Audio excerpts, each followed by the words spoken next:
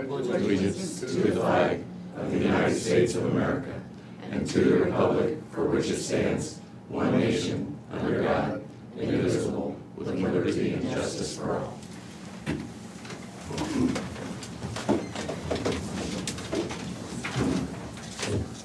Welcome to the supervisors meeting, September the 20th, 2022. Is there any changes to the agenda?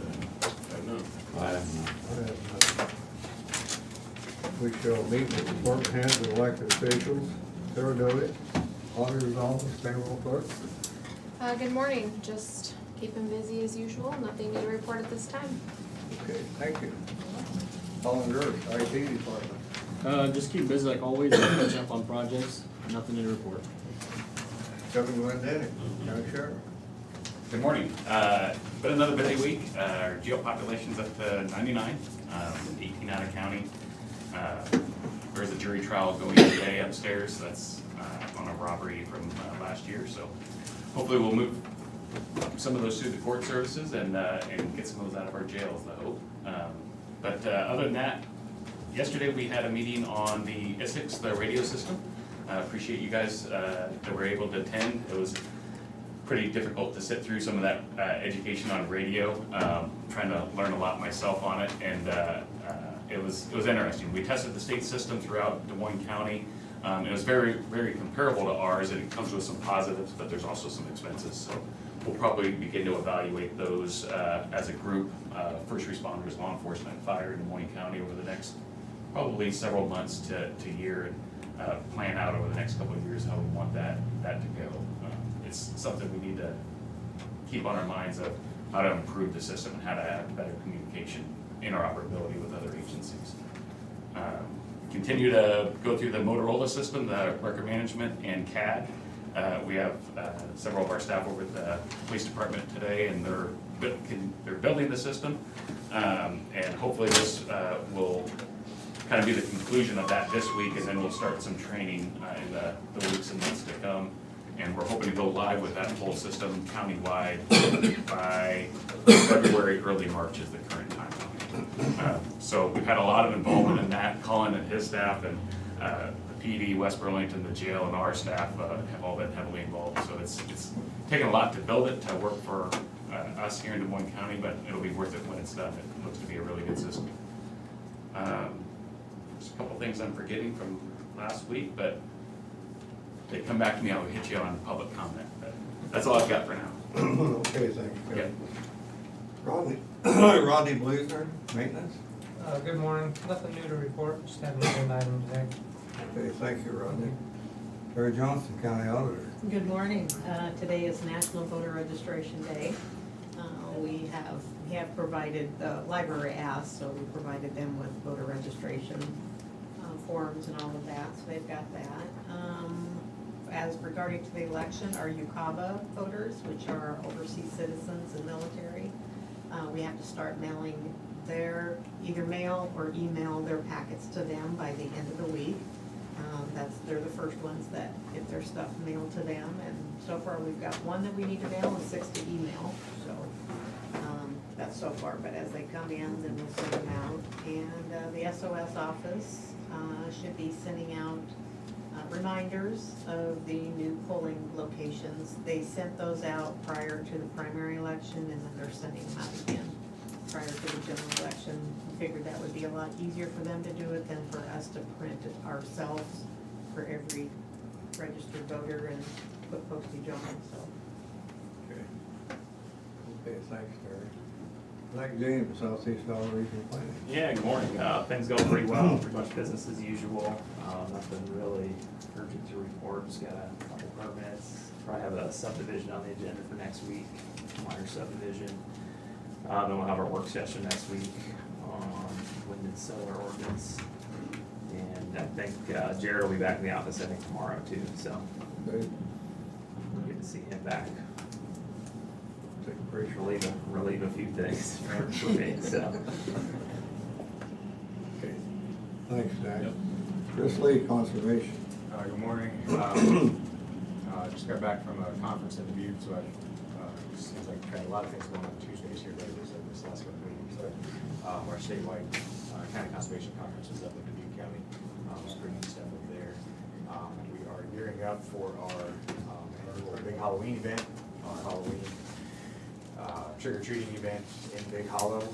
It's October 8th, and we're expecting a pretty big crowd for that, so we're just trying to get our, kind of our promotions and stuff and all the logistics worked out. The volunteer group that largely puts most of that on is meeting quite regularly. I think they meet this Saturday to try to work on logistics for the haunted hayride rides that they're doing. So, that is shaping up to probably be the biggest event in that part of the year.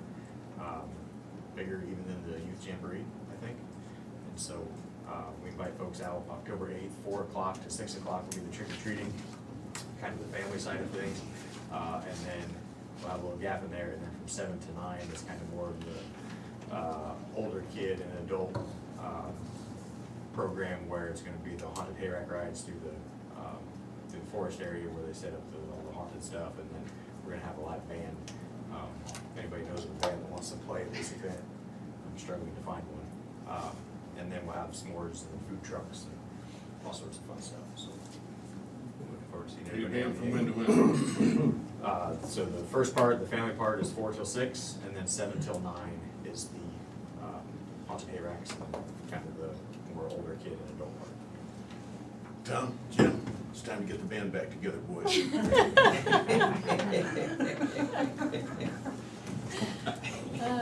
Not so funny, man. You haven't heard me say. Or me.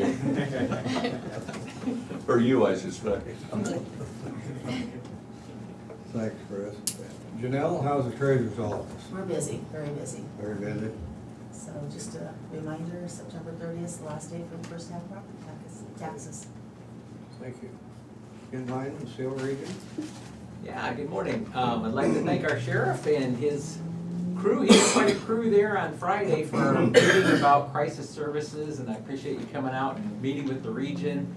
And our jail administrator was there too. And so we invited all the sheriffs from all 8 counties, and our sheriff and Washington County Sheriff are two of the leaders in our region, I think, that showed up and gave us some great input. And we talked a lot about access, the new access services available in Ottumwa or in Iowa City. And the Washington County Sheriff has tried out the one in Iowa City, and it's just quite a drive from Burlington, Iowa to either one of those two. We wish we had one right in our region to do, but these are new services, and we're just glad to give them a try and see if they help. That's our intention, is to try and have some contracts and help law enforcement with people in crisis. We've got our first annual statewide coordination conference coming up next week on Wednesday the 28th. And so we're going to talk about jail diversion, crisis services, service coordination that coordinators of disability services like myself are doing across the state. So I'm excited to have that. That's the first time we've all gotten together since we've been regions for this purpose. So I think that'll be a good one day meeting together. It's always good to share ideas and see what's working and try and figure out what can we do with our limited resources here. So I guess that's all I have for now. Okay, thanks, Ken. Natalie Stafford, report of office. Good morning. We're just business as usual, nothing new to report. Okay, Mr. Carter, how's the secondary roads going? Things are moving along. The rain slowed things down just a little bit, but it was nice to finally blade some gravel roads with some rain. So guys have been out blading yesterday and today, and there's a couple chances of moisture this week, so if we get them, we'll blade all week, which would be really good. So that's coming along. 115th is the gravel road grading job. It's in the latter stages, but it's not done. I think they've got some touch-up work to do now that obviously it got pretty wet, so it's got to dry back out a little bit and finish the rocking and some stuff like that. But it is a pretty significant change, and I think a pretty significant improvement. So as we move along, I'll try to get you guys down there, so you can take a look at that, but, I really like the product I see. I think it was a good investment for that location. That contractor is supposed to move on up the road on 99, and start dirt work on the Dry Branch project, which is, just a quick reminder, is a grading phase, which is then, I'm assuming will be then followed by kind of a winter construction process for the bridge. During that grading phase, we don't anticipate any full closures, but there is going to be an extended one-lane dynamic there, where we'll have lights set up on both ends, and we'll also manage the traffic coming off of Walker Road, 90th, Y Camp, whatever you wish to call that. So I'm sure that'll perhaps frustrate or whatever some people, but we made it a point to keep the road open rather than having it closed, so it could be worse at this point. So that has not started yet, even though I think working days are supposed to start yesterday with the weather we had, that we didn't start charging working days. So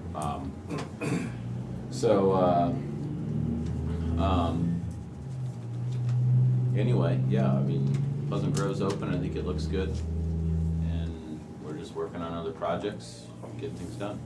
So, Okay, thanks, Brian. thank you. Angie, how's the safety department? Good morning, just business as usual, keeping busy, but things are going pretty good, so That means everybody's staying safe, and that's good. we like it that way. Yep. Thank you. Krista, how's the public health? Good morning. We're doing good. We're just keeping busy. Really nothing new to report. We do have a work session today after the meeting. Thank you. You're up, Trent. Okay, obviously we got a work session after this. Lisa's got a jury trial upstairs, keep them busy, you know, so. Okay, thank you. Did I miss anybody? Okay, we shall move on. Correspondence, seeing none in the packet. Do any of you gentlemen have any correspondence? I do not. Okay, we'll move on to discussion and vote. We need, going into public hearing for the amended ordinance number 31 for the area Class C roads. Any motion? Motion to open the public hearing. Second. Sarah? Tom Broker, Yes. Shane Campbell, Yes. Jim Carrey. Yes. Brian, do you wanna speak on that? I mean, we have beat this horse a number of times, I feel like. I'm not gonna say a whole lot, other than it's a very minor change. It actually brought some flexibility in for things to be, I guess, petitions to be considered without the 100% adjacent landowner signatures, so I don't think that's a bad thing. And I think in Trent's eyes, it also makes the ordinance a bit more legally feasible as far as enforcement. So I think in very brief summary, that's it. I've had no comments from anybody in any direction. I do think going forward, it won't be all that long, and we will have a petition coming our way from a dirt road, and that'll probably be the first one that comes along that doesn't have 100% landowners, but I don't, again, think that's the end of the world. So that's about all I have to add to, unless you want me to hit something specific. No, that's basically what it is getting rid of the 100%. So, I think it was a good cleanup. okay, if anybody from the public wants to comment on this, in here in the room or online, they can call 319-753-8203, extension 4, or email board@dmcounty.com. And we'll give you 2 minutes to do that. So during them 2 minutes, has anybody got anything did you remember what you were gonna talk about? Yeah, we did a saturation patrol last Thursday night. We had the State Patrol, State Department of Public Safety, West Burlington, the county, and the Burlington Police Department, and had a lot of officers officers, and we just basically focused on areas of concern in the county. A lot of those areas land in Burlington, and we just saturated the area, had a lot of successes, things like that.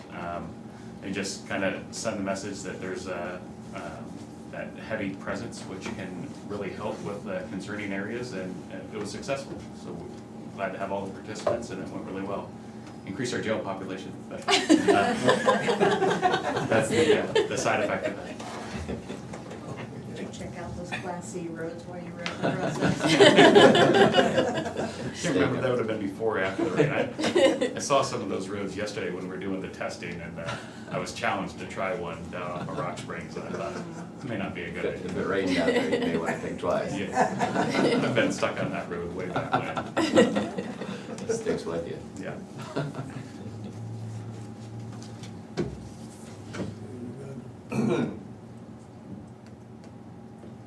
Yesterday, I was kind of down here when everybody else was up here on that, on all that radio stuff.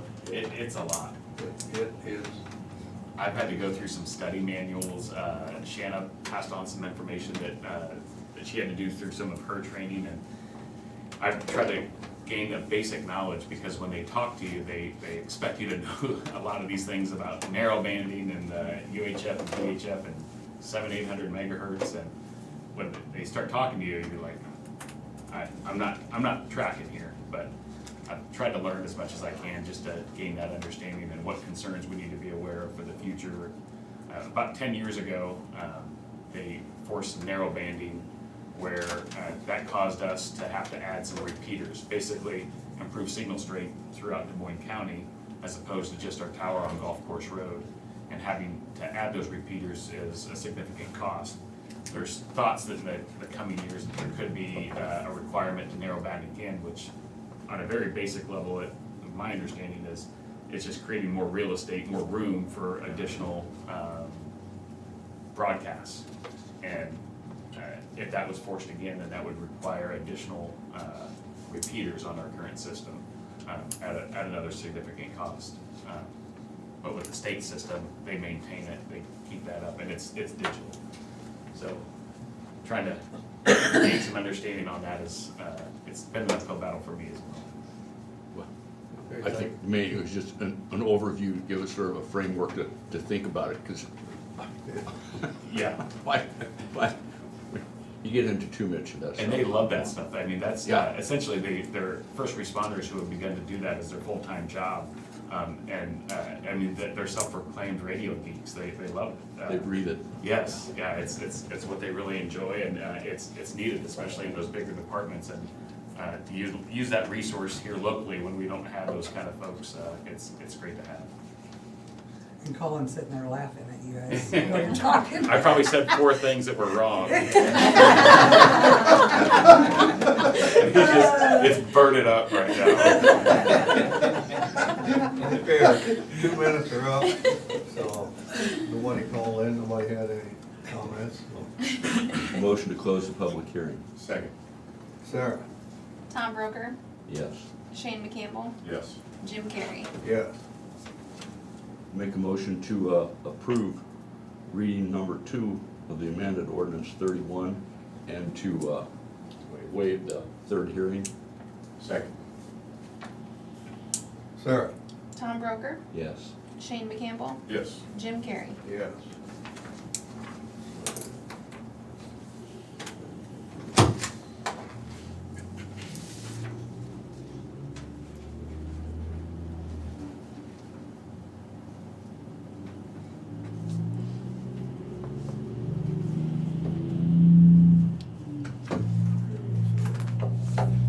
Thank you for your time on that.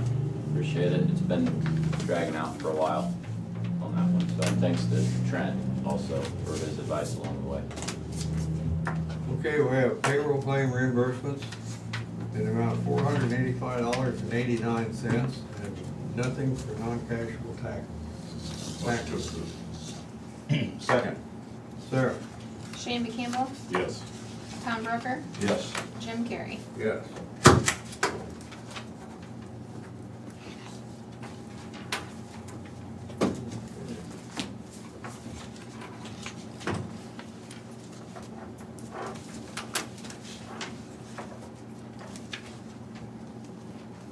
accounts payable claims.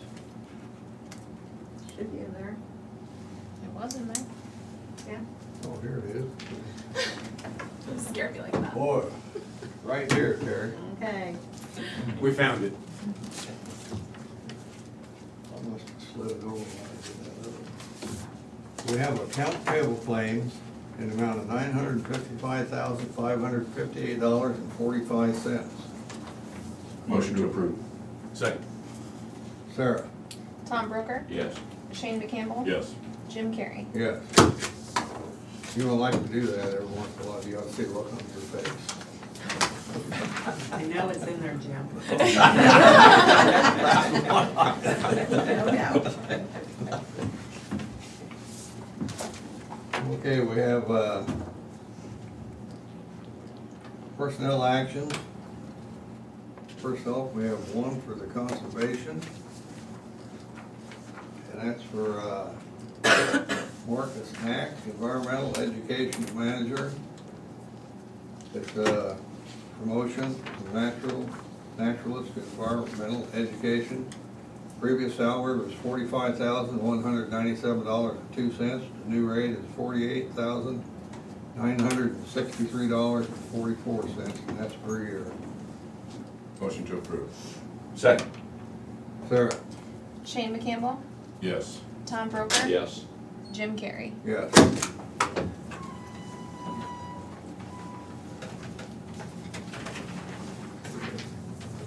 We have one for IT, for Jesse Miller, Network Administrator, new hire, effective 9/12/2022, at $60,000 per year. Motion to approve. Second. Sarah? Tom Broker, Yes. Shane McCampbell, Yes. Jim Carrey. Yes.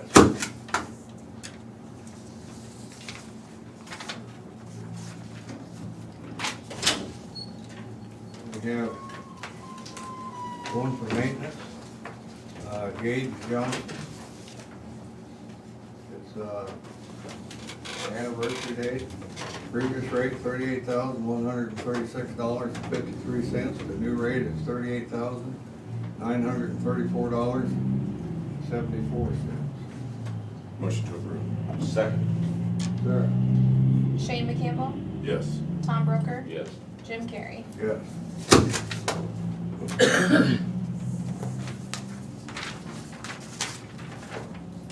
We have one for secondary roads.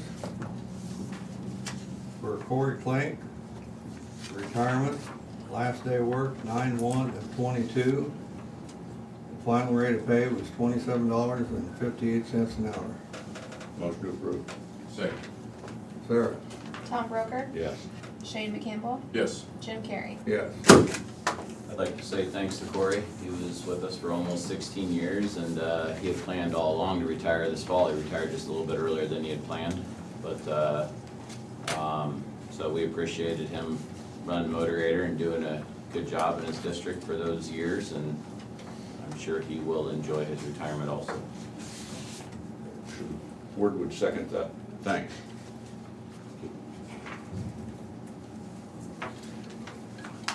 Okay, we have reports for the clerk reports, report fees collected, and the sheriff's monthly report on August of 2022. These will be on file in the auditor's office to view at your own discretion.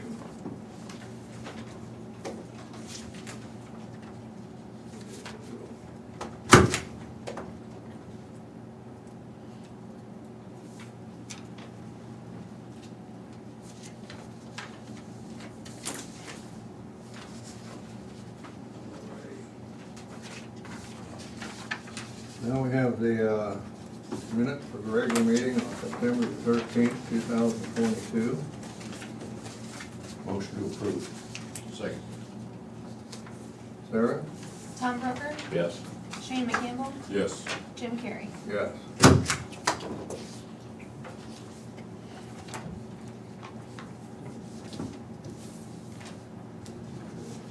Is there any other business? I have. Future agenda items? Go ahead, Shane. I was gonna say, I think we have, one coming up next week with, on the solar Yeah, and the work wind. session on the wind and solar. And actually, there's something else I forgot about that, I don't know when we'll get it on the agenda, but maybe, I don't know if we need a work session on this or not, but the airport approach regulation we approved back in February, I wanna say.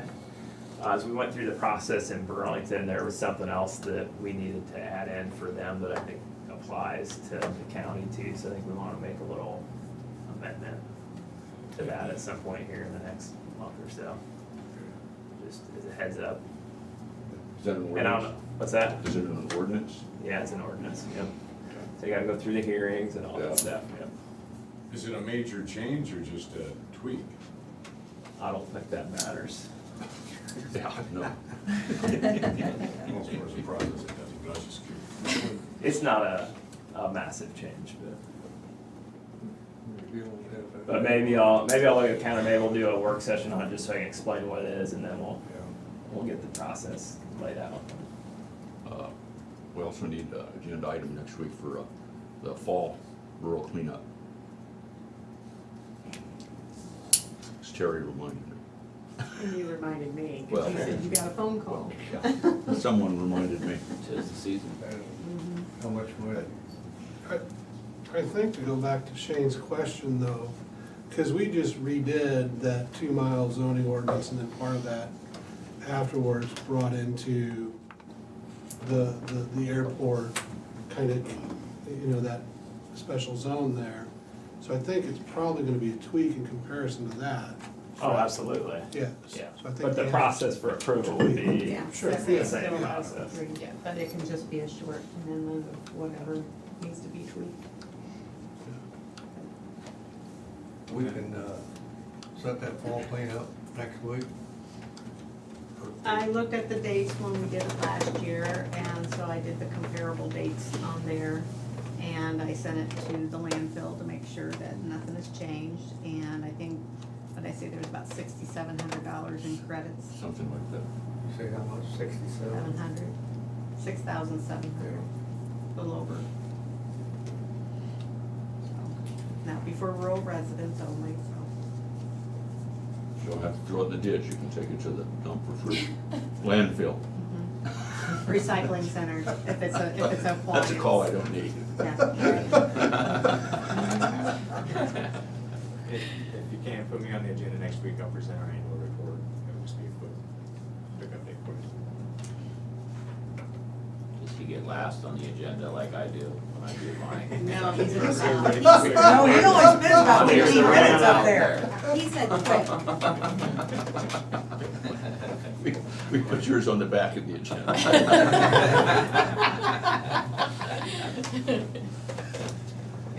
Okay, moving on, the committee reports. I attended the CIT meeting, and Ken mentioned it. One thing that I didn't realize, but they had some people there from ads, and I knew fentanyl was a problem, but I had no idea that they said fentanyl's and everything, even when people were trying to bring people off of a meth addiction, they're having opioid withdrawal, because there's fentanyl and everything. If you didn't buy it at the pharmacy, you don't know what's in it. And people that do take meth or other things are scared to death because they don't know what's out there. So we have a fentanyl problem. I don't know if everybody knows that. I didn't realize the extent of it, but apparently it's a deal. I attended the Southeast Iowa Link Mental Health and Disability Services Region meeting, and we're finishing up work to get the IRSH services going. And I had somebody mention to me that they've read that there's only 5 beds in this, and they wondered what good it was. Well, an intensive rehabilitation service home is really specialized. Those are people with serious problems that quite likely have burned most of the bridges behind them. They've been ejected from other facilities, and providers aren't lining up to take them. So it's great we're gonna have one, but this isn't something that you need 60 or 70 homes. It's a no eject, no reject facility, and they send them there, and there's, so Where's that? It's gonna be in Burlington. They call it IRSH, it's an intensive rehabilitation service home. I suspect, well, I know that part of the first people that go there is they're closing the state resource, Glenwood, the state resource center. So some of those people will probably end up in this facility. And then, like I said, to be eligible for this isn't somebody that looks at you funny on the bus. This is somebody with serious, usually justice involved problems. So, and it's voluntary. They don't get committed there. So it isn't for, but it's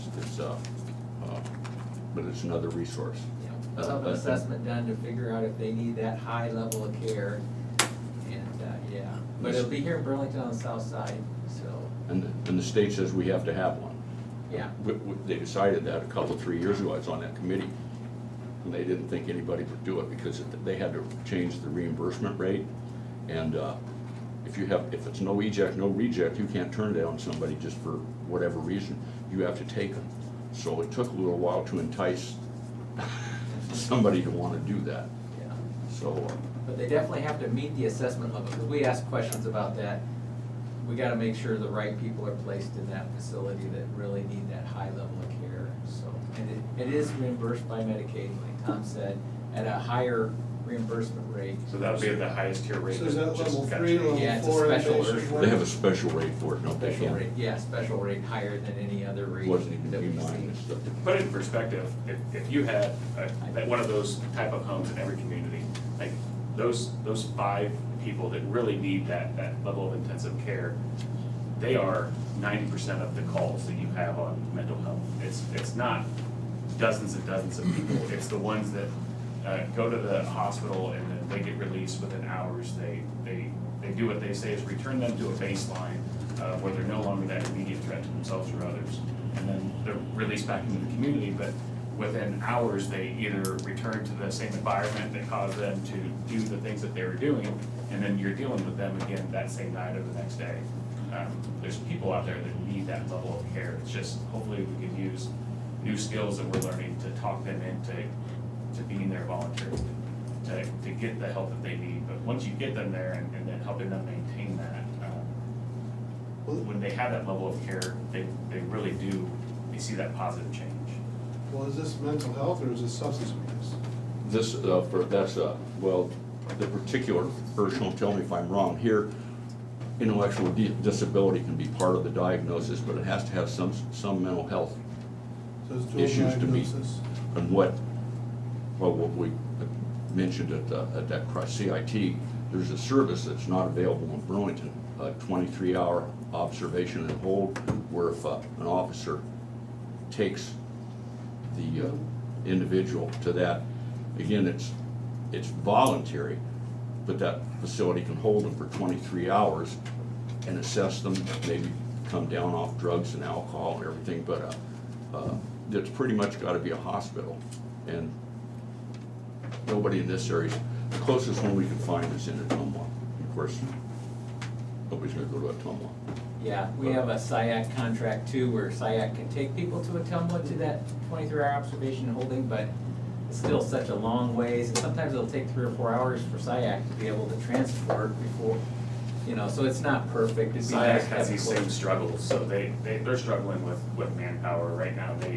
They sometimes they're not even able to respond. So I think there's, like we talked about in our meeting, there's a definite willingness. I mean, we'll drive to Ottumwa, we'll drive to Iowa City, but we want to know that they're gonna get that care. Some of the concerns of the past were, the access centers they were built up to be that no eject, no reject, but that's truly not what they were. And there was patients that were being taken there, and they were being rejected or released, and then you've removed them from their community, and now they're in Ottumwa, or they're in Iowa City.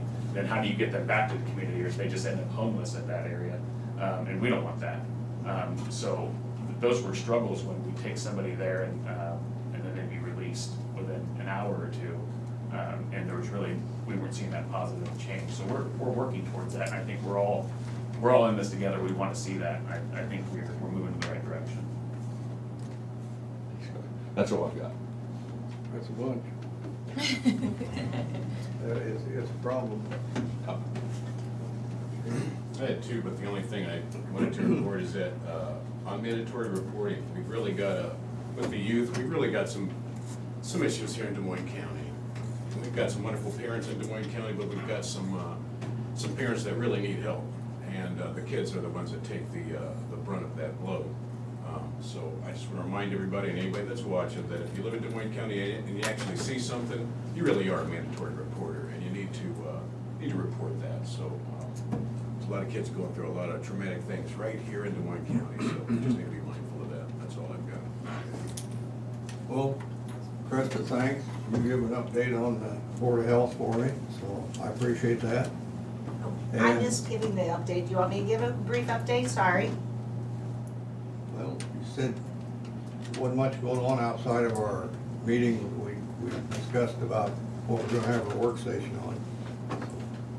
A work session also on the vaping ordinance. Yeah. That was one thing that came up out of the Board of Health meeting. I know in the past that the Board of Health did a position statement on it, and I know we had a work session on doing a vaping ordinance, and the Board of Health would like to know, maybe set up another work session to do possibly a vaping ordinance, so the board would be willing to do a work session.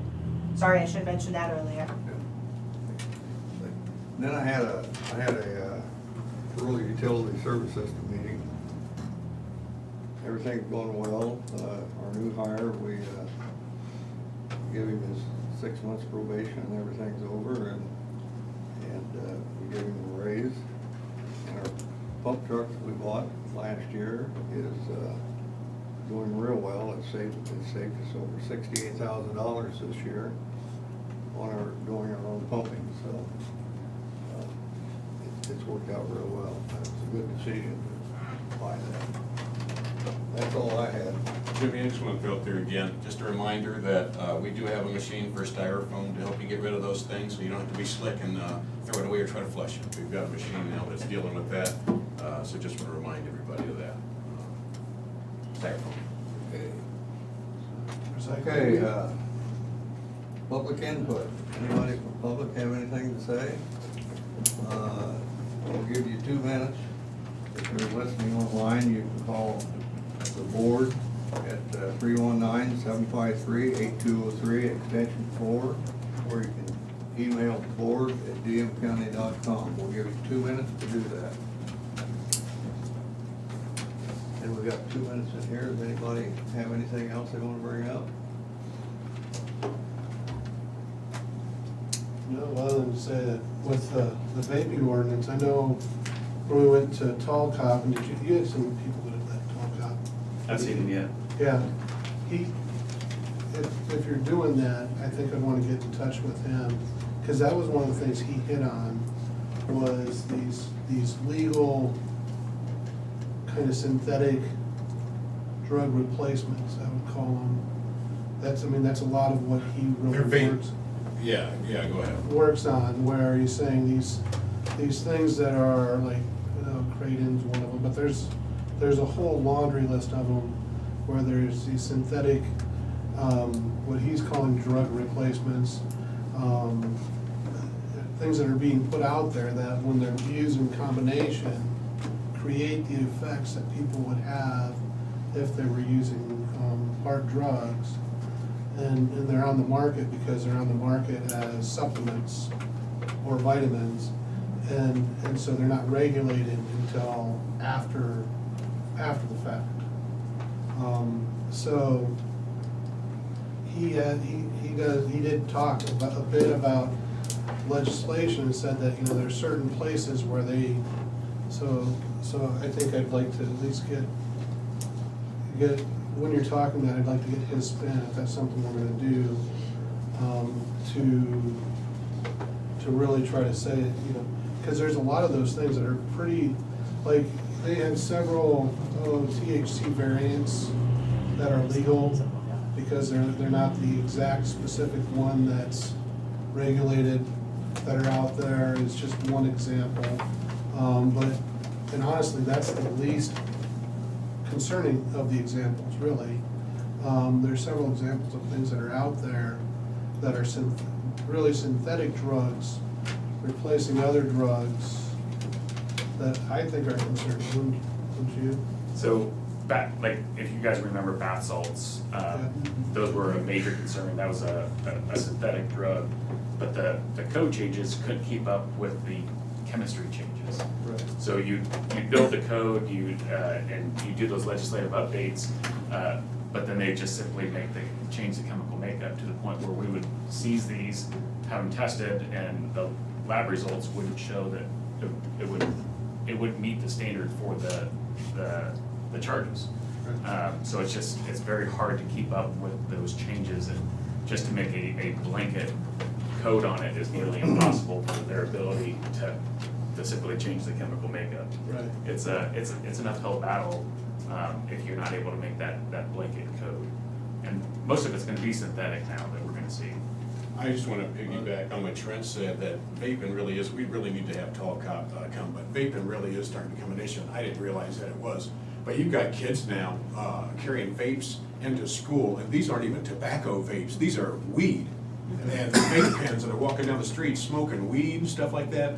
Well, they're marked differently and stuff, so even though they sell vape pens that are tobacco or whatever, they got all kinds of vape pens out. Man, people walking around jacked up and stuff, so it's pretty bad. And they're selling them, here's the kicker, they're selling them in like flavors like strawberry and raspberry and stuff like that, so. What kind do you use? It is, it really is, huh? What kind do you use?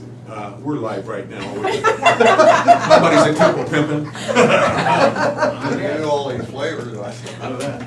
Well, Okay, our 2 minutes is up for call in, but, I prefer grape. with I shouldn't joke like that. with an eye, we're out of here. Aye. Aye. We are going to have a work session here, give us about 5 minutes here, and we're gonna have a work session with,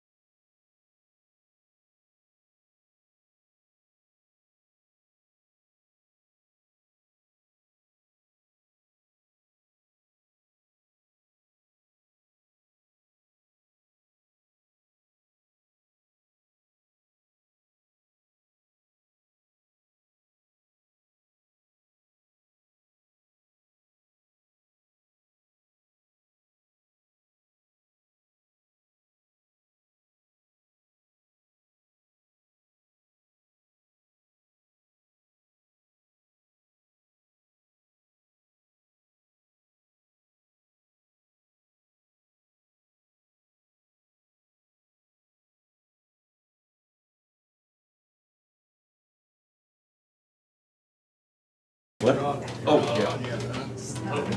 Everyone was still talking, so now you're good. We on now? Yep. We're here at work station, Southeast Iowa Regional Planning, pertaining to, the Capitol Theater. Okay. Yeah, that's me, will do. Would you, state your name? Yeah, you know me, Zach James, Southeast Iowa Regional Planning Commission. Actually here today more as Zach James, Oh. I guess citizen, because I'm president of the Capitol Theater Board. And Citizen James. Citizen James, yes. Citizen Batman. Exactly. Yes. I guess we'll do some quick introductions here too. I'll let you guys introduce yourselves. Tammy McCoy, Executive Director of the Capitol Theater. And I'm Nick Ganoski, I'm fundraising counsel for the Capitol. So we actually came back in January during budget session and made a request, I think, for $25,000 to go towards the capital campaign. We actually hadn't started a campaign at that time, but we're kind of in the process. And now we're actually formally in the process of doing a capital campaign for some improvements. I'll give some update on that. But the reason we're coming back is we're actually looking at a couple grant applications to be submitted December, January. And one of those, we cannot access the funds if we don't have any contribution from a county. And the other one, it's not required, but would help in our scoring process. So, but real quick, I'll give you kind of a recap just so you kind of remember what we're doing and what we're here for. So our official campaign is actually called The Dream Behind the Curtain. And it's really got three kind of components. We're trying to raise $2 to $2.5 million. The primary thing is for a renovation to the second floor and some facade renovations on our annex building. So the main theater building, just to the south of that, we own that too, and it's all connected together. So the second floor of that building was never renovated in the initial renovation, so we're looking to do about 120-seat black box theater up there, a little classroom space, and then some small individual rooms for like music lessons, singing lessons, things like that. And adding an elevator, well, there's a space for an elevator, we get an elevator back to working again and some things like that, and then also redoing the facade of that building. And really the goal of that is to help us a little bit with some of the things we do now, like with entertainment, but really to expand a lot of our education opportunities for our students. I think when we came last time, we had Dr. Ash with SEC, and he talked a little bit about how the college would utilize it. And then we have a lot of plans to really grow like our youth education programs. And I don't know how much time we have. I could let Tammy talk about that if you want to hear more about that. But then we're also looking at doing some other little facility upgrades, just some things we need to do, mainly on help with utility costs, changing out lighting, insulation, then just some general maintenance things. We have some equipment upgrades we need to do. And then the last component to all this is if we get enough to do those things, then the rest would basically go to help us pay down some debt and build up some cash, just so that we have a more sustainable operation long term. So that's really the three components of what we're looking to do. The renovation, so we'll be requesting funds from you guys here again today, would specifically be for that renovation though, of the second floor of the annex. So like I said, we're looking to apply for a couple grants. One in December, it's called, well, there's a program annual, it's called Community Catalyst. This year they're starting a brand new one though, it's called Community Catalyst Theater. So it's specifically for theaters like this, it's a $100,000 grant. This one does not require anything from a county, it does require funding from a city. It does not require funding from a county, but 20% of the points go to community partnerships, and so any other contributions from community organizations really helps with that funding category. And then the other program that we're looking at is it's called Community Attraction and Tourism. It's the same program that helped do like Big Hollow and what's that? The B Stadium, the library. I'm trying to remember, there's several components. There's been a couple other community attraction tourism grants. I don't know if there've been any other in Des Moines County. There's a couple that we've helped with in Lee County. But this program, this is, you have to come in, you have to have 60% of your funds already committed to a project, and we're in the middle of working on that right now with Nick and his company helping us do the fundraising. With the goal of having that 60% in hand when we go to apply. And they like to be the last dollar into a project, so they'll fund somewhere between 10 and 15% of a project. However, one of the specific things, you have to have a lot of local support, so we have to have a city contribution. And just to clarify this too, we just got our commitment from the city of Burlington last night. They formally committed $75,000 to our project. And then we have to have a county contribution as well. If we don't have a county contribution, we can't access the funds, so. What type of county contribution? Some type of cash contribution. Well, I know that, I'm saying. We requested $25,000 back in January. I asked the program manager of the state, I said, is there a minimum amount? And I said, we had previously requested $25,000. She said, there's not a minimum, but $25,000 seems like a reasonable request based on other project applications that we receive. So I think we've done a couple in Lee County where it's been a little less than that, but yeah, somewhere, I specifically just said 25,000, and she said that seemed like a reasonable request. I could send you the email too that I sent to her.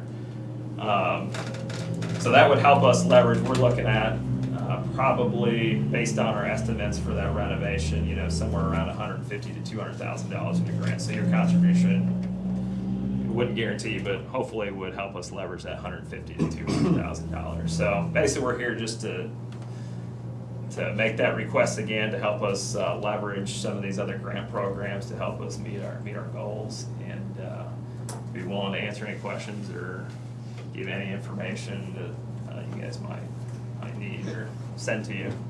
And I'll say for that CAT grant, I know for the station, that's what we went through as well. And so we were there, every month for at least a year, going back and forth with applications and seeing everybody do their presentations and going through that process. Part of what they do, which is really nice, I think reassuring from your guys' perspective, is they have the auditor come through. At that point, it was Mary Mossman. Now it's some new guy, I think. But they have, the state auditor goes through and looks at all their process. They have to sign off. They have all these state entities go through and look at it. But as far as being the last one in, you say that they like to, I think that's from their perspective. It is, they are the last requirement. one in, Yeah, they want to have all the money in, and they're gonna be, hey, once it's approved, you're ready to roll. And one of the good things about them, I saw a lot of, is there was things like, a hockey rink in Council Bluffs area. A lot of what was done up in Dubuque with their museum there, where once they were kind of in and they knew what you guys were doing and they liked the project, they would come back and go. There was a lot of them, hey, we've done this, we've done it, and if you did everything and went through the process and came back 3, 4, 5 years later with a new proposal, they liked it. So, to go through that process, if you guys are willing to do that, it's good. I'm curious, what's the, you said 120-seat theater, black box theater, so is that not like balcony seats for the theater? Is that a different deal? What is that?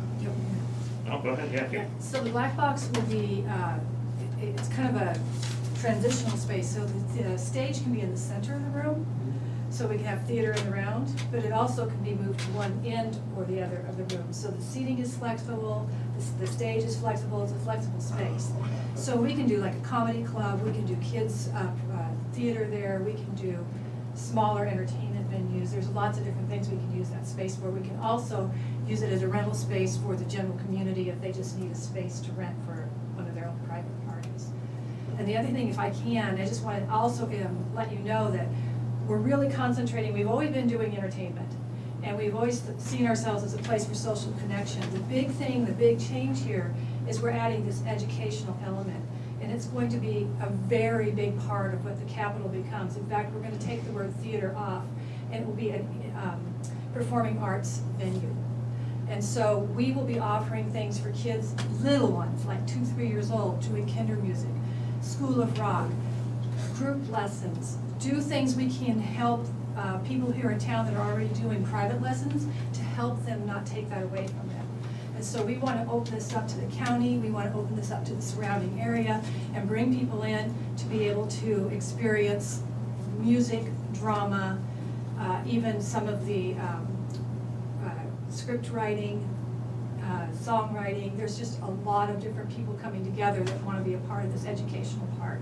And we will still be partnering with SEC and bringing in those college students as well.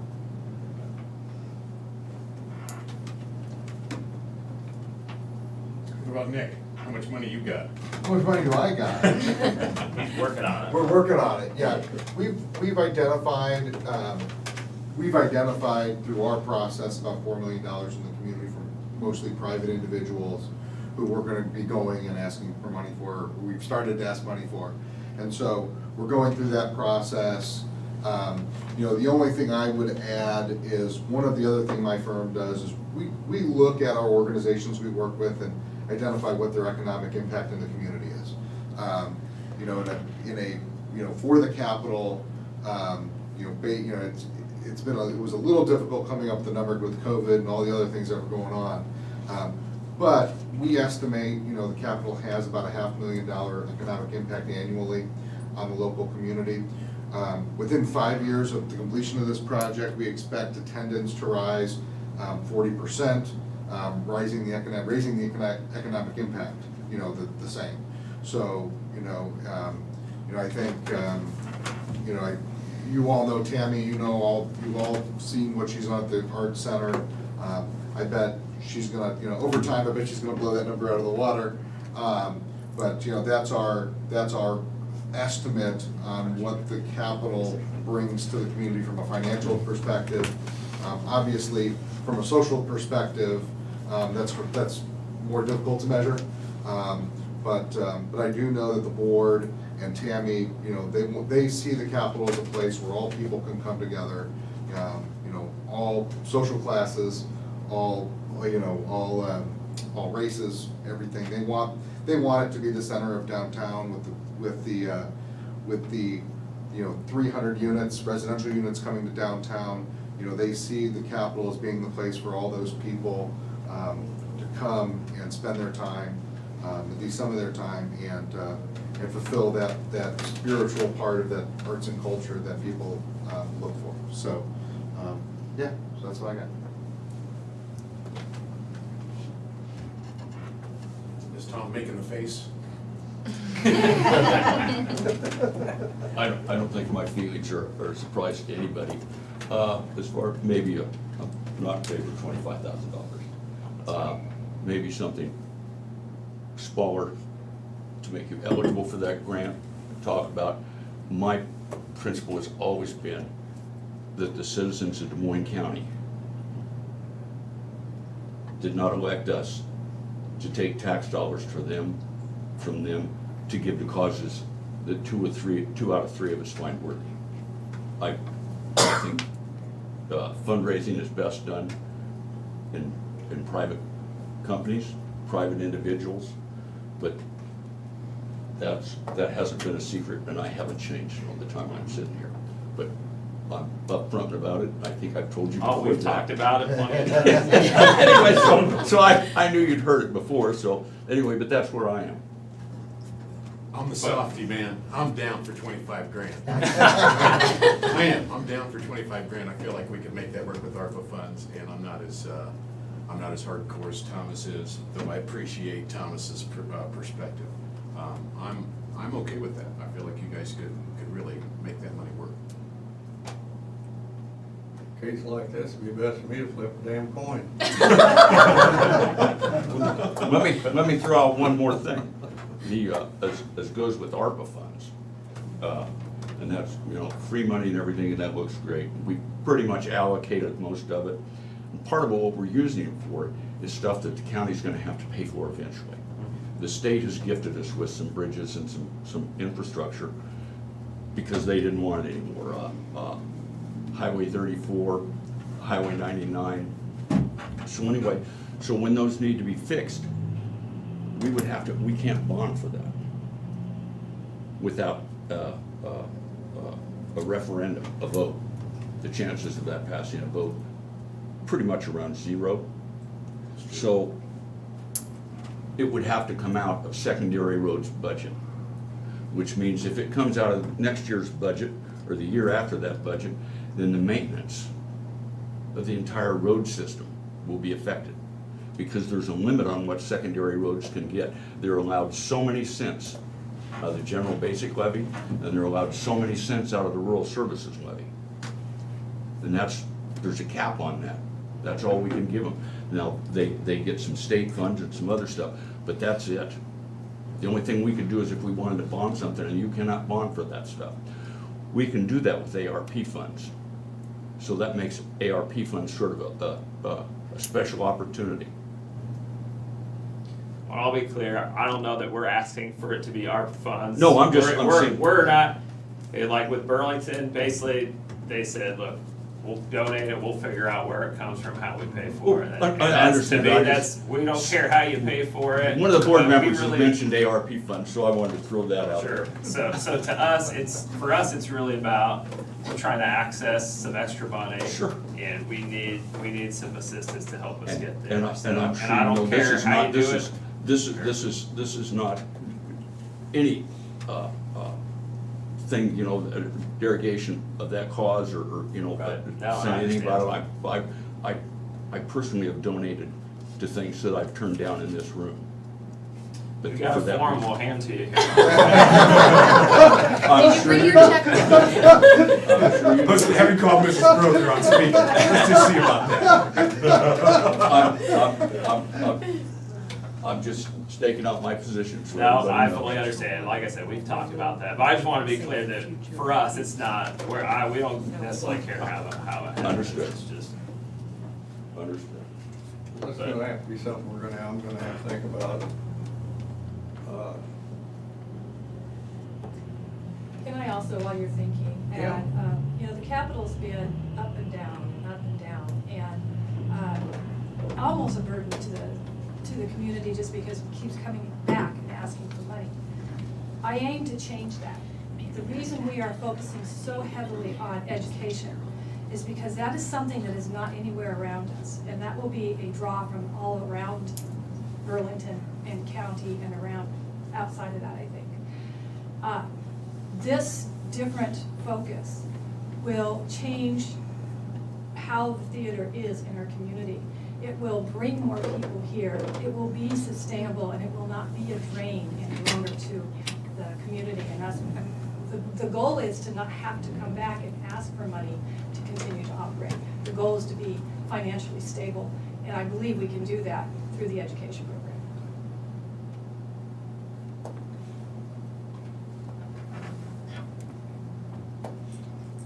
There's not gonna be a decision today.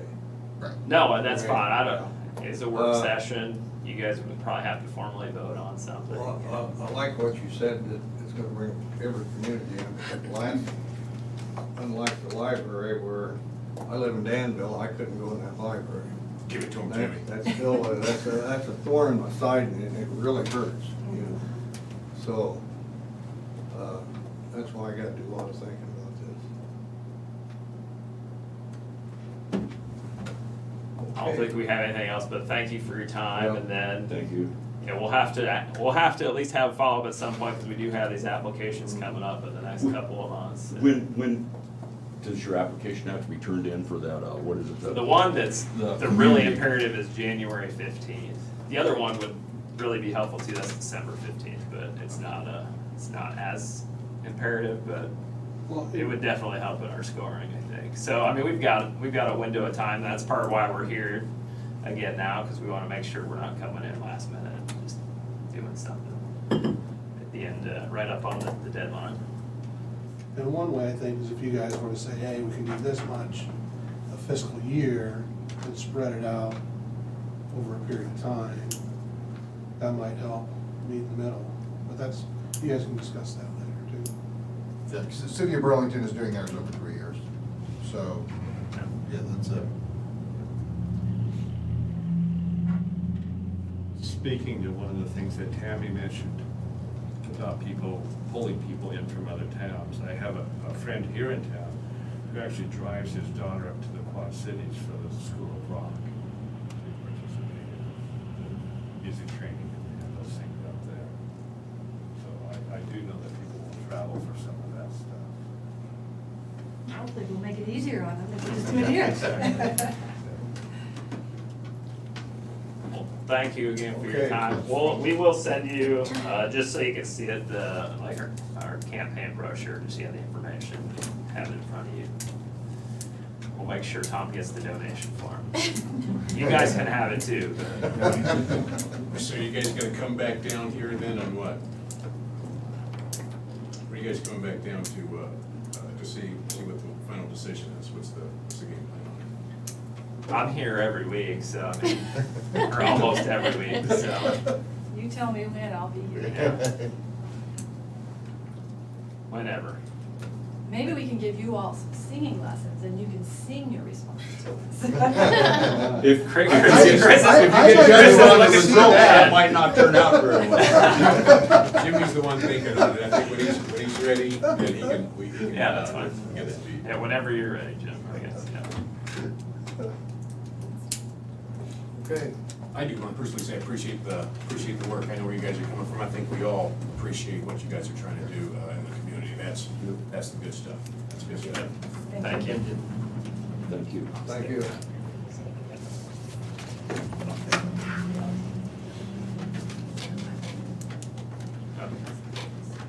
It's up to you. Yep. Yep. We are done. All right. Yep. Yep. Thank you. I need 5 minutes this time. Yep. All right. Well, hello. I'm gonna stick around for this one too, because they've been getting phone calls about it.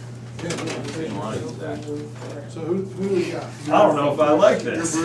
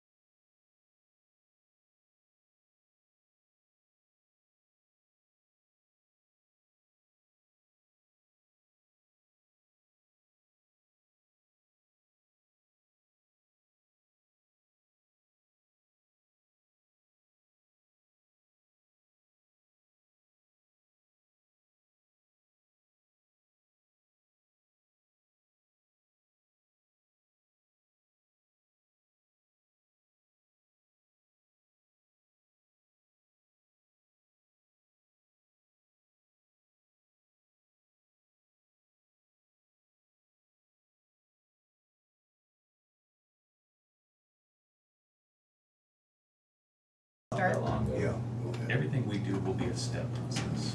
Okay, we're here for And overnight. work session with public health about nuisance ordinance. And we have Bruce Hudson here from Regional Utility Service. And I think, Trent, you talked to him last week a little bit about I did, so I had a chance to go through, I spoke with both Bruce and the city, had a chance to go through Jefferson counties, which was kind of what Russ has done and who they've worked with in the past, their ordinance, and then Russ's procedural policy for dealing with it.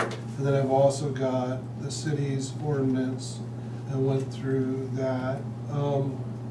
As far as looking through both of them, I think there's gonna be similarities to each and differences that I'd have to make to each. So for me to say either one would be easier to work with,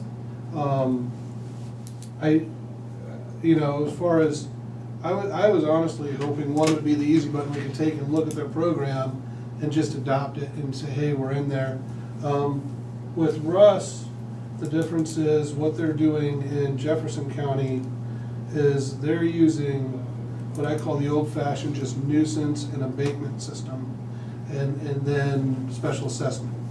So they're going in, noticing a nuisance, going in themselves and abating, if they don't get it repaired timely, they're going in, abating the nuisance, and then specially assessing those property taxes to those properties.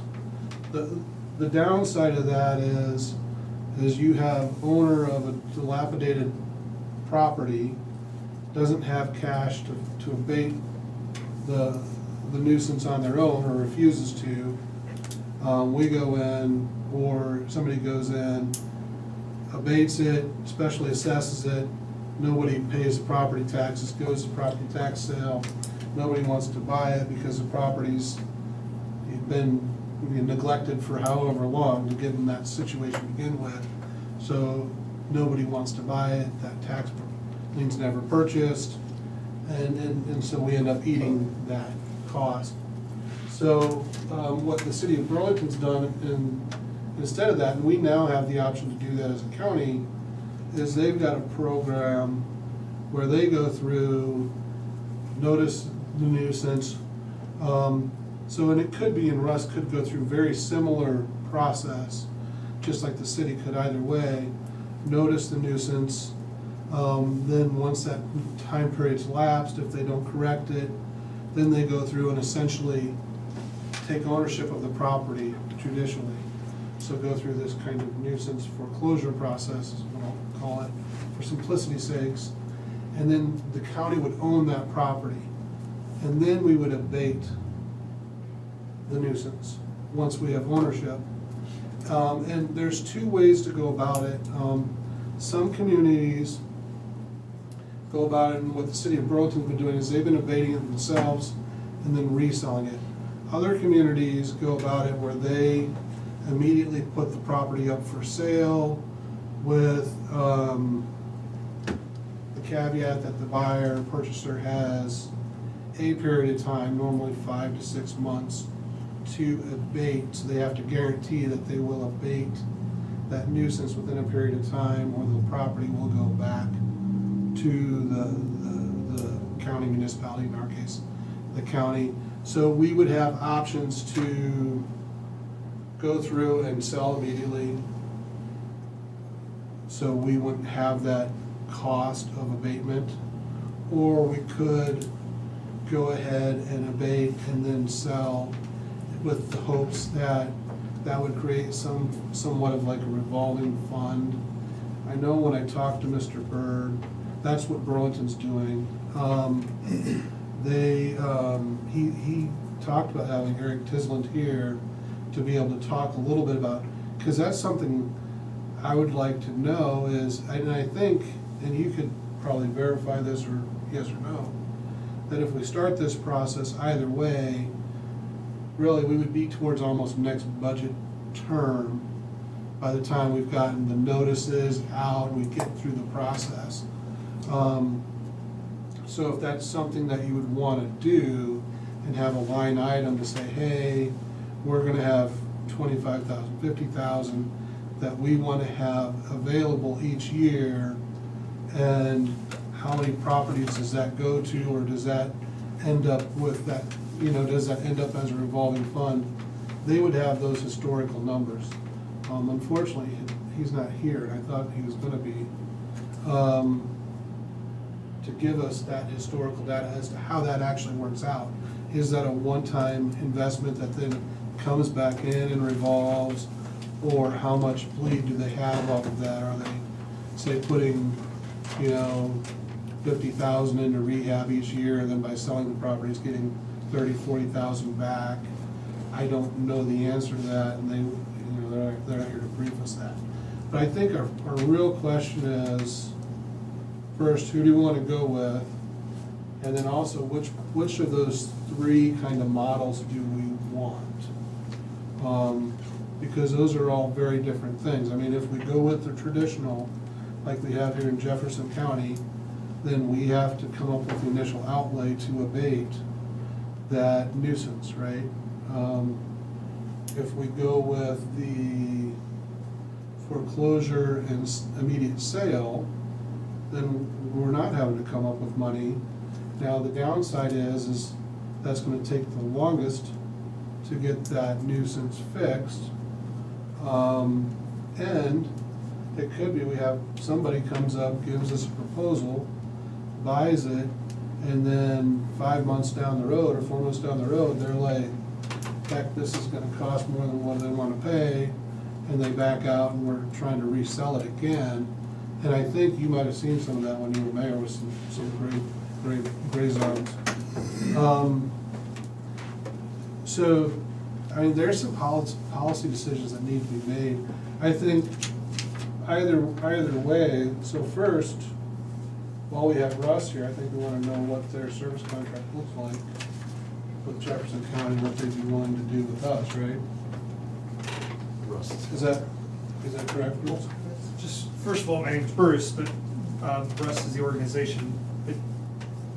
The contract, basically, when we hold the contract and we go in, and when a nuisance comes to our attention, we observe it. If we're just driving through the county and we see something, obviously we observe it. We send out, the initial 30-day letter, and then if there's no response, we send in a certified letter. Typically, we get a response off of that letter, and then we start working with the individual to clean up. Because the end game is to clean up the nuisance, or to abate. And there's been, many cases that we've taken to court, and, to get their attention, and we've cleaned up, or the county's approved to clean up. I think there's been maybe a handful of properties. I can tell you it's not worked very well. Most of the properties that the county spent thousands of dollars in cleaning up are right back in the same state that they were in when we went in and cleaned it up. So the county, we go out for bids, just like you guys do from many contractors, and then we bring the bids back to the county supervisors, and then they make the decision on, who they're gonna go with.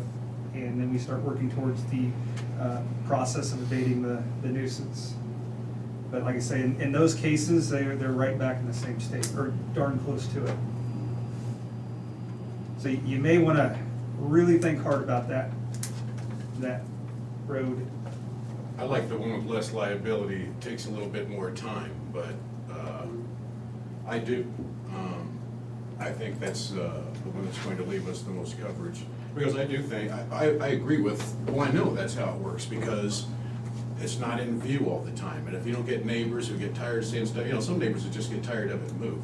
I've got one right now that there's a neighbor that he's like, man, if something didn't get done, I'm tired of looking at this, and I got kids, and it's a drop zone. They're just dropping trash off there now, you know what I'm saying? So. I think one of the other caveat to that, if you're gonna go down that road, is the other taxing entities will need to be made whole. So keep that in mind as well, that if there's other, like the city, or, so those are some conversations that you would have to have with the other taxing entities to see if they would be willing to waive their, if there's a lien on a property. So that would be a taxing entity or individual that's put a lien on a property. They would need to be made whole. I don't ever recall one of the cities coming to us and said, we're gonna TIF this, we're gonna do that, we wanna make you whole. So he is right, when doing research for this, I ran into several, I was kind of, literally doing like Google searches for counties with ordinances and stuff. And the majority of the county ordinance I'd seen, because this ability to use section A of the code there and take ownership of that land, what often we would see is several ordinances where the community, because it was municipalities that were able to do this first, right? A municipality would be going to a county asking that they would waive, so the property taxes by this time have been sold at tax sale. And so then they would have to make whole those taxes, and so they would be going to the counties, asking the counties to waive this being made whole for the reimbursement to whoever that tax lien holder would have been. So that way, so there is that aspect of it, that if somebody has purchased the tax lien. Now, when we're talking, in theory, if we're talking about nuisance properties, our assessment should be fairly low at that point, I would think, because it is a nuisance property. But that isn't always, that isn't necessarily always the case. I don't know that without looking, but that'd be an assumption. So I did reach out to some other counties that sit on my board of directors to see what they do in their counties, and most of the counties that I spoke with said it's really the cities that do a lot of this stuff. Sure. And the counties waived it sometimes where, property may be exponential. They had an apartment building that was, a guy was wanting to buy and to fix up, and they worked out an agreement money-wise, and it wasn't anywhere near the amount that they had taxed. But they worked out an agreement. Since the guy's purchased it, he went back and renovated the whole building. It's now back on the tax reel. People are living there. It's been a great program for them. But there is a lot of heartache, on the front side. You're taking people's property. Go ahead, Jim, I'm sorry. What, the city can take the property, can the county actually take the property now? Didn't that just change here within the last couple of years? Couple years, yeah, that's correct. So, yeah, so there's a lot of history of municipalities doing this over the last probably 15 years, 10, 15 years, where for counties to be able to do it, this is fairly new, we're still treading in fairly new waters. So, yeah, a lot of what you see is coming from the city's perspective of the actual taking process. We can do it, and you're right, depending on how deep we cut, right?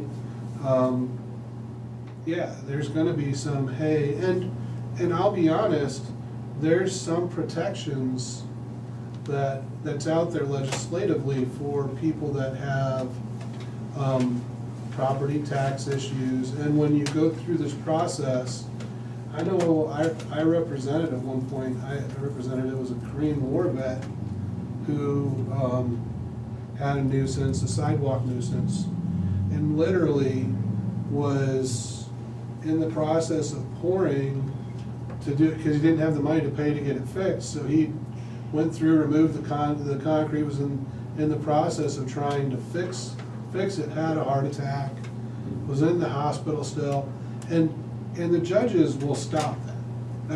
You go through and you're like, hey, Your Honor, this is what's going on, and so, but there is, sometimes you do step into things that you're like, and the city didn't realize everything that was going, until you get there and you're like, hey, this is what's going on, and then they backed off, and they're like, okay, we're sorry, but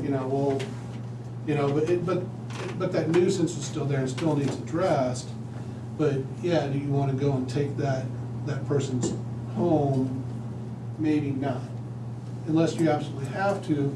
But again, I don't think we're talking about cutting that deep. We're talking, the two properties that we've heard discussed in this room, they're both abandoned. One of them had bricks falling down on people on the street, right? And it's eventually gonna fall down on adjacent buildings, and we know that. The other one was abandoned, there's been a fire, it's not uninhabitable. The fire chief says, hey, we're very concerned this is gonna start on fire again. And I think that's the first time I've ever heard of him coming forward. I'm gonna So- send you pics though, Trent. I've got one that I had to survey, that I checked out yesterday that is in the county. It had a house fire, it's uninhabitable. People are coming there and they're dropping off trash. They've got friends that are just coming, it's a dump site for trash with surrounding houses around it. You know what I'm Yeah. saying? I mean, We dealt with, very similar, and the house is now gone. So how did that handle it? So the county went in and purchased, or paid to have it tore down. The guy couldn't stop people from doing it. I mean, he knew it was happening, but he wasn't around all the time, and so the county went in and cleaned it up and put it on the tax roll, and the guy was pretty thankful that they did it, and he's paying for it through the assessment. Because we're not worried about sidewalks and busted up stuff like Right, that out to right. the county. We're looking Right. at stuff that's gonna cause major problems, like Yeah. that house that needs to be pushed over, that's burned down, and with all that trash that they keep bringing out daily, forbidding dump sites on. Doesn't the DNR, if you have a public dump site or a dump site out in the county, I'm gonna address send those that? to you too, PG. So, Sure. it's Iowa Administrative Code 567, I think. It's improper disposal of solid waste. So at the point that it becomes a trash pile, as opposed to, there's some barriers we have to get across of, people don't like to see a debris-filled yard. What it has to be is it has to turn into disposable solid waste, where they're actually throwing multiple garbage bags or items into a pile, and then we can serve notice on them. We work with the DNR, we've stolen their template of a delivery of notice of improper disposal of solid waste or improper burning of combustible items. And I can send you that letter that we serve on them, but what we do is we'll go out to the site, we'll take photos, insert those into the letter so they can see what our documentation is, and then we'll provide them with the letter and say, in accordance with this, you need to have this cleaned up. And typically, we're successful, but it does, weeks, months later, you start to see it build up again, and it does have to become that pile again. And there's probably some that have come to your guys' attention that we've served those notices on, and then slowly, the neighbors start to see these things, but they have to meet that level of being a trash pile, or improper burning. The code really limits you on what you're actually able to burn. It has to be combustible items, not waste, not material waste. They're burning refrigerators or dryers and stuff like that too. We can start that process with locations like that. That's completely a violation. And what scares me, at the end of the day, it's always gonna be a subjective decision, you're gonna say. And everybody's vision of a public nuisance is different than everybody else's.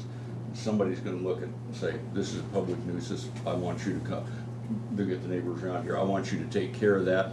And some of them, I agree, are obvious, and scream out to be addressed. But I just see this could be abused by not only the county, it could be abused by individuals in the county. If you don't, you're a lot more tolerant of a neighbor you like than when you don't like. Well, I think that's the biggest thing, that we don't pick winners and losers. So we go strictly off the ordinance. One of the things that, once we've cited them, you get 30 days to request a hearing with the supervisors. We then come in, show the supervisors, here's what we observed, here's what we've noted as a violation of the ordinance. Then they can, give their point of view to it, and then it's on the supervisors then to make the determination whether or not it falls within the ordinance, along with the county attorney. So there is a process in which we go by, it's just not our eyes that are observing it, but one of the key things that we do versus some other people is we get to see the whole county versus having, 15 different people out there. Because I generally have one person that's going out noting and looking at things. He then reports back to me, we then talk about it, And if we see that it does fall under the ordinance, then we take it and submit the violation. And again, they get their time to request a hearing through the, typically the auditor's office. What if you've got maybe it's way, and we're talking about Yarmouth, you know, in that building, you know, that it was on fire and bricks falling out of it, you can see that. But even if you try to define it, you know, it's like a safety, a public safety hazardous, I mean, if you got an old property and there's rats on it, I mean. So that's actually an Iowa code where they talk about dilapidated properties. Yeah. So that would be a dilapidated building. That would be a safety issue.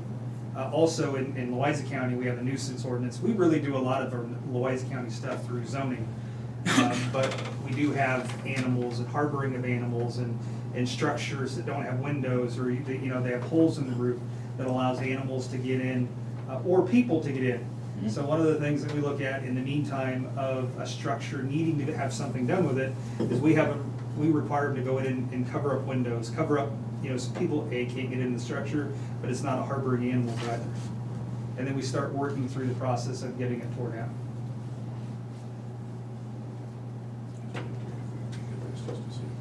That would be a violation. I have a question on, you talked about one of those was taking possession of the property. What if the property has a mortgage against it? How does that work? Because I think that might be a situation. So yeah, two of the alternatives were really involved taking possession of the property, and the good news and things like that, and one of the things, you know, like I've done taxes in the past, and I've worked with people who've bought those, is those are the properties they look for, because then there's a bank, right? Like with one of these, there was a bank and there's a trust for some of the owners, and so I immediately called the bank, because a lot of the times, and the bank's like, no, that's not part of the trust, so it's not, you know. But a lot of times, if there's a mortgage or a bank involved, that's the best in the world. I mean, one, as far as notice, you have to give them notice because that mortgage is going to be filed and on the record, chain of title. So they're going to be somebody that needs to be noticed. You're going to send them notice, and that bank is going to get on top of, hey, you need to fix that, and a bank will often come in and fix it themselves if they think it's worth protecting their asset. Now, it could be that a bank's involved and they're not, if they're not taking care of nuisance issues, they may not be paying their mortgage either, right? Or the bank might come in right away and say, hey, you know, they won't, I don't know. I mean, I think having a bank involved is good.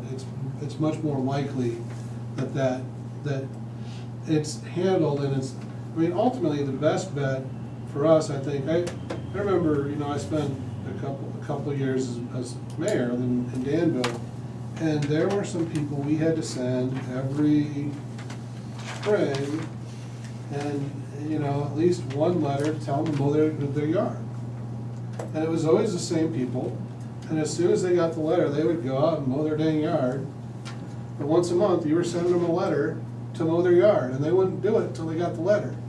Well, as much of a pain in the tuchus as that is, that 50-cent stamp is pretty cheap compared to a lot of these other issues. And I think some people will do that once you notice them, Bruce, would they actually abate the nuisance themselves, or? Sometimes you'd hear the stories where they've had, you know, 20 heart attacks and they just go on and on and on. But it's for the most part, I would say yes, that was the end process.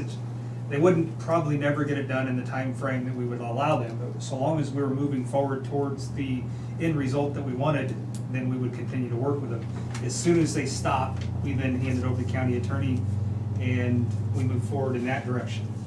There is a penalty and a fine in the ordinance. You know, if you're cited once, you know, I think it's $750, and then the second and third and fourth, it's $1,000 after that for every time that you're cited. But for the most part, we get them cleaned up. It's just a few places that we've had the county go in and clean them up, and again, they're right back in the same state that they were when we first cited them. I really don't wanna take possession of anybody's property. I know there's a couple places that, well, I think Brian and I, we drove out by there, just north of Danville. They got 5-gallon barrels out, I mean, it is a mess. But the guy lives there. I mean, that's his house. He lives in the house. I don't care how he lives, but what he's got out there looking, if he clean that up, I wouldn't wanna take possession of that man's property. Our biggest gripe is the neighbor. You know, their property's worth something too. Yeah. And so that's typically our phone calls that we get from the neighbor that's, you know, relatively close. We've had cars, junk cars in right-of-ways, county right-of-ways, that we've had to, you know, have them removed. Pop cans, if they pick them up, they'd probably be a millionaire. They had a house clear full of pop cans, and all over the yard are beer cans and stuff like that. So, I understand where you're coming from. It's not easy going in as the enforcement officer going in and telling someone what they need to do with their property. However, I can tell you that I wouldn't take all your options off the table. What we have done is we've got a clear policy that we follow. So there's no guessing game. We put the policy together. I wrote the policy, the county attorney and the county supervisors have signed off on it, and we follow that policy to a T. And at any time an individual says, hey, I want to come in and talk to you about those tanks, they have that grievance process where they can come in and you guys then determine whether it is or isn't a violation under the ordinance. One of the things that, and it doesn't matter who does it, one of the things that I would say don't do is inject yourself into the investigation. And that's what the supervisors in Jefferson County did at a certain time. They would give time and try to work with these individuals, and that's not really what the job, under the policy and the ordinance, their job was to determine whether or not it is or isn't a violation, and do we move forward with the citing of that violation. I'll ask you a quick, sort of an aside. My recollection, if you've got a mortgage on something, you have to have insurance on it. The bank requires insurance. Because I'm assuming that if the bank has the mortgage on it, and I'm not paying the mortgage, or am paying, and I don't have insurance on it, if the house falls down on Brian, just to throw out a name. You always get used as such reasonable. He wasn't planning on using it, he just threw a name out. Mrs. Carter could sue the bank, because it was Send a thank you. they had the ultimate title of that. Would that be correct? No. So there would be owners, the bank doesn't have ownership. They have a financial interest. So their interest in the insurance isn't liability insurance. Their interest in the insurance is insurance to be able to rebuild that house. So that protects their investment, yes. So you could go after the owner, based on what his classification was, you know, as whether he's a business invitee or a trespasser or anywhere in between. But, so there'd be property liability based on that, but that's not liability on the bank. The bank owns a financial instrument, and so they require insurance to protect that financial instrument. Okay, I just wondered how that. Yeah, so that's a good question. But the bank does still have that, you know, they do still have that interest in protecting their principal for that financial instrument, and which is the house, right?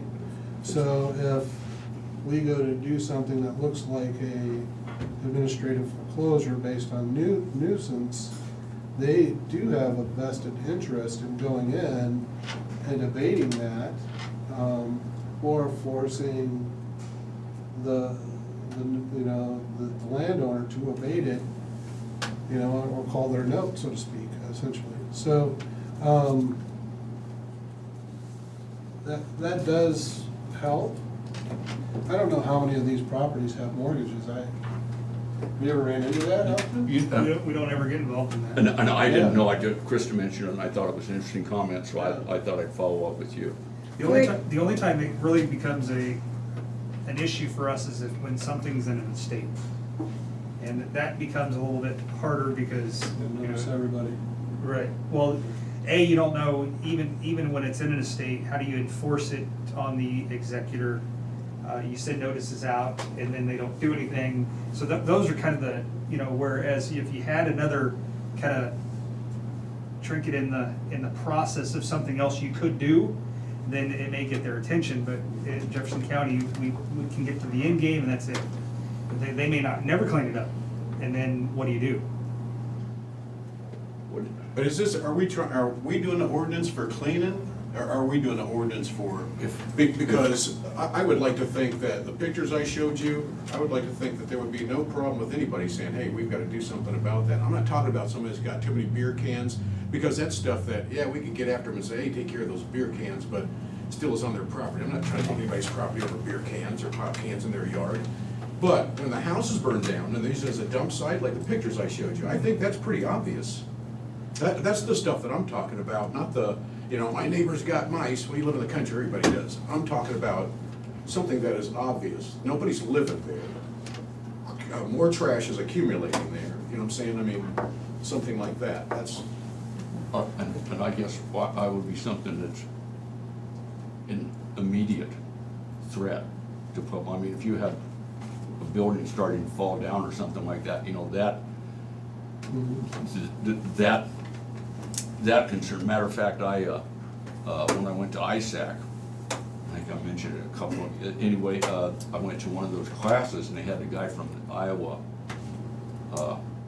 economic development or something. And I evidently misunderstood him. He said there was a grant that unincorporated cities could use, where if they had a building that needed to be torn down so you could use that property again. And I wrote down the name of the grant and everything, and that he said there wouldn't really be the mash, you know, if somebody had a dump truck or something, you know, just to help with the cleanup. And apparently my ears failed me. He said, no, I said, that's just for incorporated cities. He said, we'd like to make it for incorporated cities. And I said, well, send me the information on who to lobby. And, but something like that I can see is a concern if there's other buildings around and an actual, but everything else, virtually everything else is in the eye of the beholder. And I'm like Jim, I just shudder taking somebody's private property. That's I was gonna say what the city does, I mean, the ordinance, and I was actually just using, everything is based on Iowa Code 657A. 657. Which is 657A, yeah. Abandoned or unsafe building abatement by rehab. So I mean, it's very specific to abandoned properties. And Eric would be the expert to do it because he goes through the process all the time. But I mean, the idea is, it's not the where you get a little trash or something. I mean, it's specific to these, and the reason I sat in is I've gotten 3 phone calls about one of these properties in particular.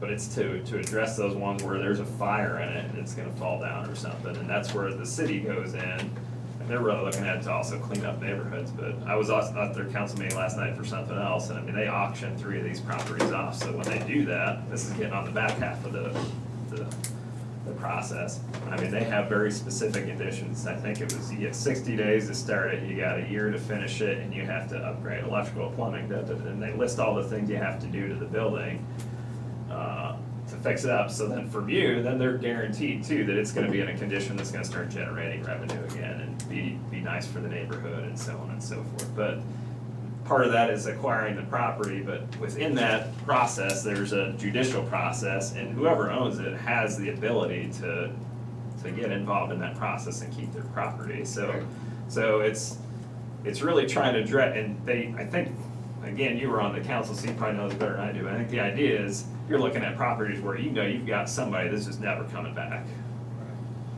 I mean, they're not, if they know somebody's gonna challenge them, they're not gonna spend the legal fees to go and acquire it.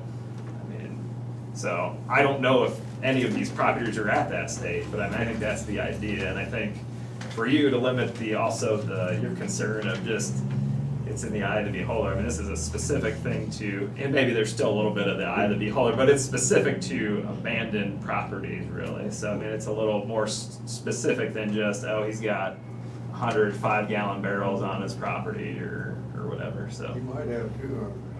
But again, I'm not The the property- expert that Eric would be able to tell you, and I'm not saying you need to do something, but that's just, I think that's the setup. Property that I they're got more doing. calls than anything was this woman passed away, and so, she had a daughter. And her daughter was gonna eventually inherit it, or maybe she had or something like that, but the daughter wasn't particularly interested.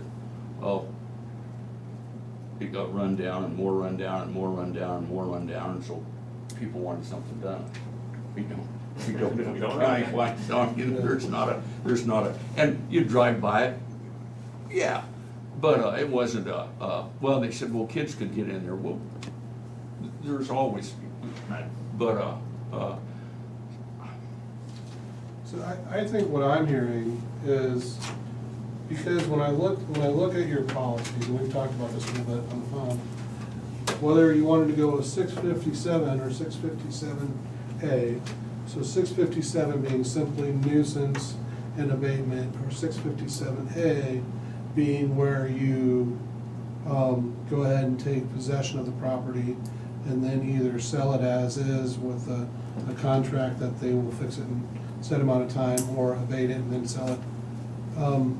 What we can do is we can go ahead, because your policies and procedures will work for either way, you know. So it's really what do we put in as an ordinance, and so we could essentially have ordinances adopting both, start and notice people for both 657 and or 657A, and then go through the process, and as we're working through the process, a lot of this will reveal itself, I think. Because if we keep, I think when you said, you know, you don't wanna take your cards off, or your options off the table, I think there's a lot to be said for that. And so we can start with noticing, you know, under code 657, under code 657A, keep both options open. And then as we're moving forward, working with them, do they start to abate it, do they not? Do we wanna go in and abate the nuisance ourselves, do we not? But all of those questions could then be dealt with on the back end.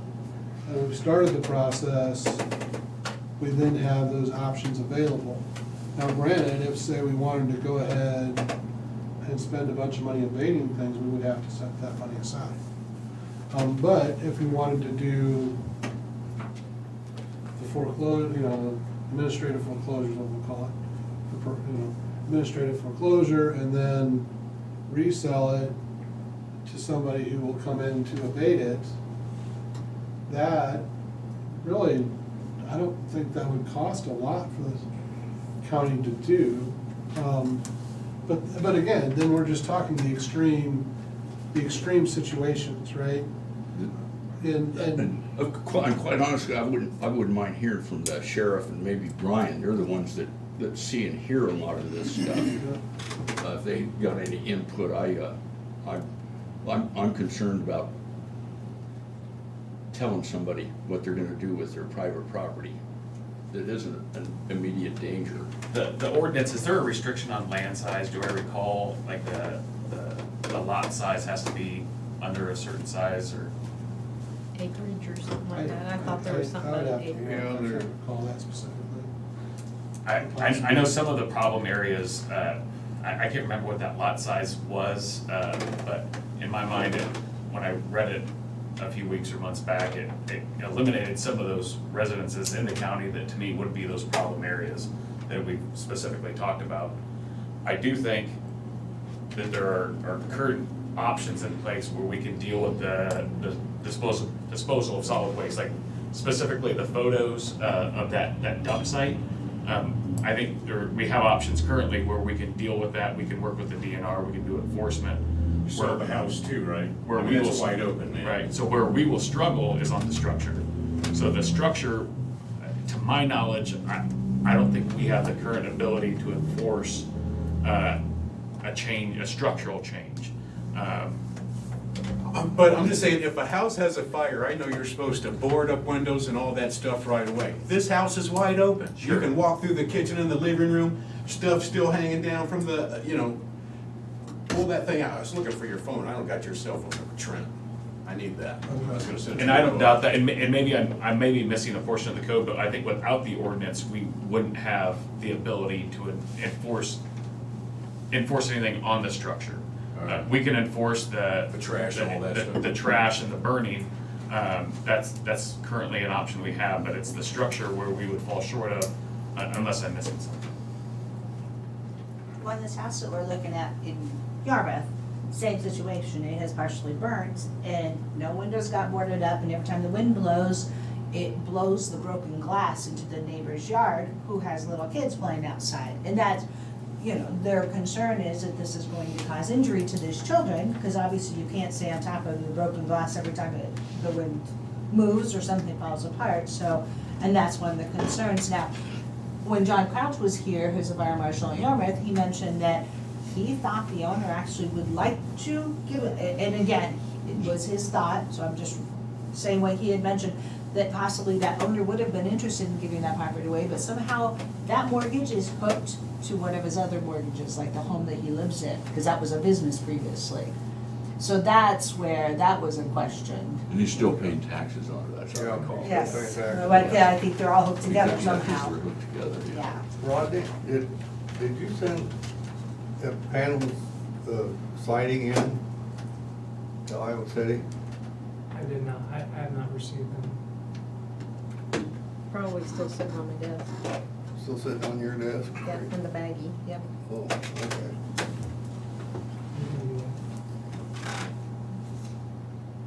But the siding, I'm sure it's got asbestos in it. But that's the kind of property, I am concerned about that, that's something that's a immediate We got threat little kids there. to public safety or. I would think proximity, I struggle with this, I mean, we do get calls. Most of the people that are after somebody's private property try to use us in the road right away as the leverage. And I have sent letters, one Jim mentioned north of Danville, and it's got stuff strewn everywhere. I haven't followed up on the last letter, Jim, I don't know if it got any better. The first time, they did clean up the right of way.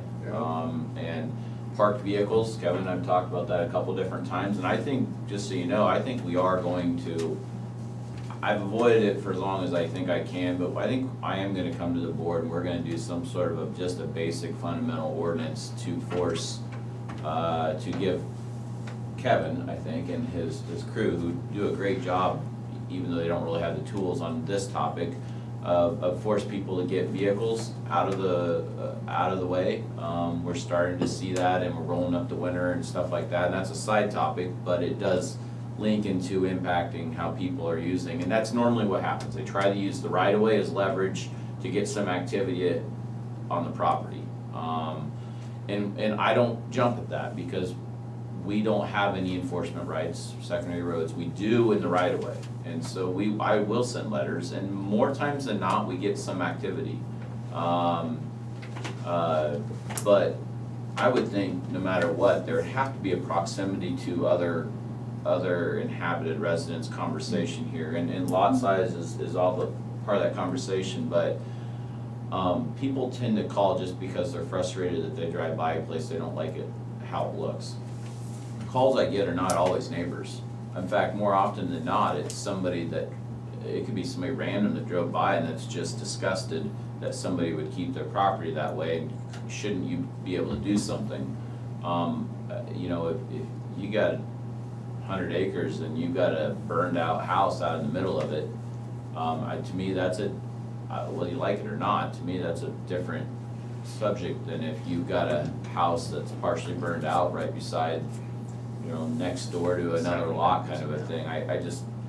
I'm I will fully admit, I'm guilty as far as the private property rights. We are not a zone county. I worked in a zone county, and I will say that there were times when it worked really smooth, and there were times where it was a pain in the ass. I saw both sides of it. I sat on the commission that rewrote the zoning board, the zoning laws, so. Does anybody have anything on proximity to properties? Is there anything written down on, okay. I just, That's where the winners and 2 mile losers. radius of Burlington. What's that? That's where you get the winners and losers, where you objectively say, okay, he's out in the middle here, he's no problem, but you're not, so we're gonna, and so that's where the ordinance and the policies say, okay, is this under the ordinance? Yes. separate, you don't- Is you don't this care under about the that. ordinance? Okay. Yes. You're both are on equal playing field, we're going to do and enforce equally. Not, this person's out in the middle of the field versus this person's near another structure. It just, because it becomes this domino effects, or where you say, okay, this doesn't apply, but it's the exact same issue that this person's dealing with, but there's 3 people around this person versus no one around this person. Externalities. If I grow flowers in my yard, it makes the neighbor's land worth more. But if I collect dark garbage in my yard, it makes the neighbor's land worth less. Those are negative and positive externalities. So yeah, that's but I guess, I don't know, well, at least for me, I am concerned about stuff that's, like I said, pretty much in immediate public. And I think probably if we're gonna go through something like that, we could work out language, and if you leave some of this stuff in there, like Bruce and Trent said, you know, you can leave your options open as you go through it. I guess I would be interested in pursuing this, but I have a rather limited vision of this.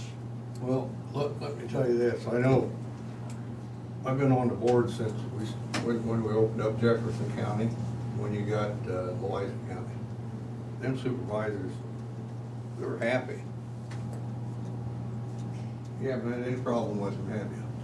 Not necessarily with supervisors, we've had a lot of I problems with mean, people. you haven't in had a lot of counties. problems there, but what I'm saying, they're happy because you're getting the job done, cleaned up, and everything. I think there's a tier, you know, you affect and work with what your major problems are. So if the county says, this is our vision, like, we're gonna take the worst of the worst, and that's where our baseline's gonna be, then that's where your baseline is.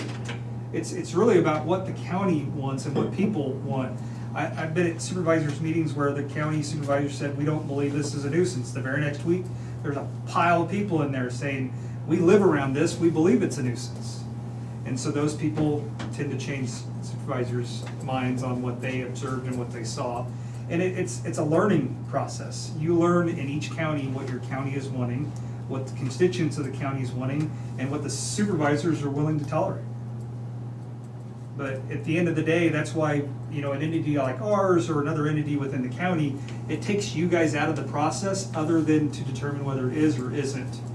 The county attorney is always going to be in the process, and the entity in which you choose to go out and observe and make these determinations are always going to be in the process.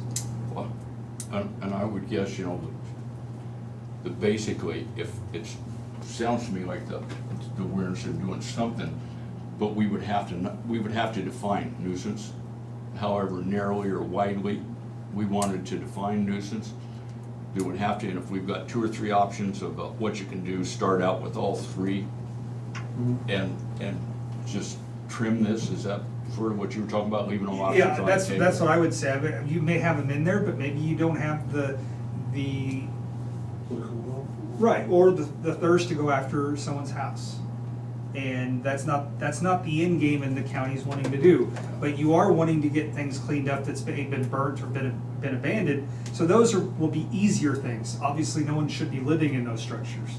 And if they've been abandoned, then they're probably not around here. But if they're not abandoned, they still want to have, you know, an option to clean it up. Now being forced to clean it up, they'll have the option just like everybody else. It's part of, you know, may want to come in and bid on that property. So I've sent everything I have over to Trent, so he didn't have to recreate the wheel. And so we've been, you know, feel free, Trent, to use any of that stuff, policies or procedures. Well, I think what I'd like to is get together and see what you can add to Bruce's or whatever, you know, talk about it and bring something to us like a policy that we could put in effect. That's what I'd like.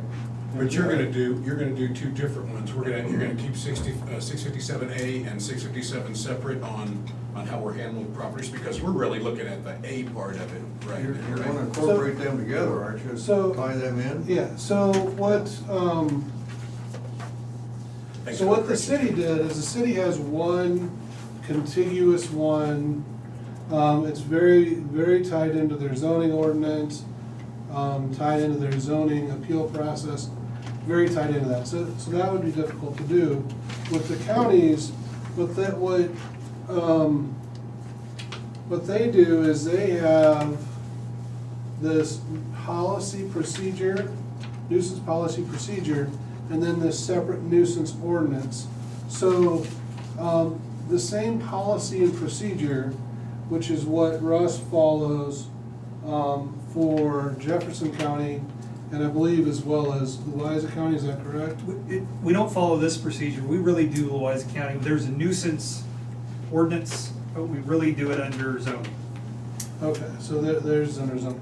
So, but this policy and procedure, with very little adaptation, will cover for both 657 and 657A. So then we just need to adopt an ordinance for 657, 657A. In the notice,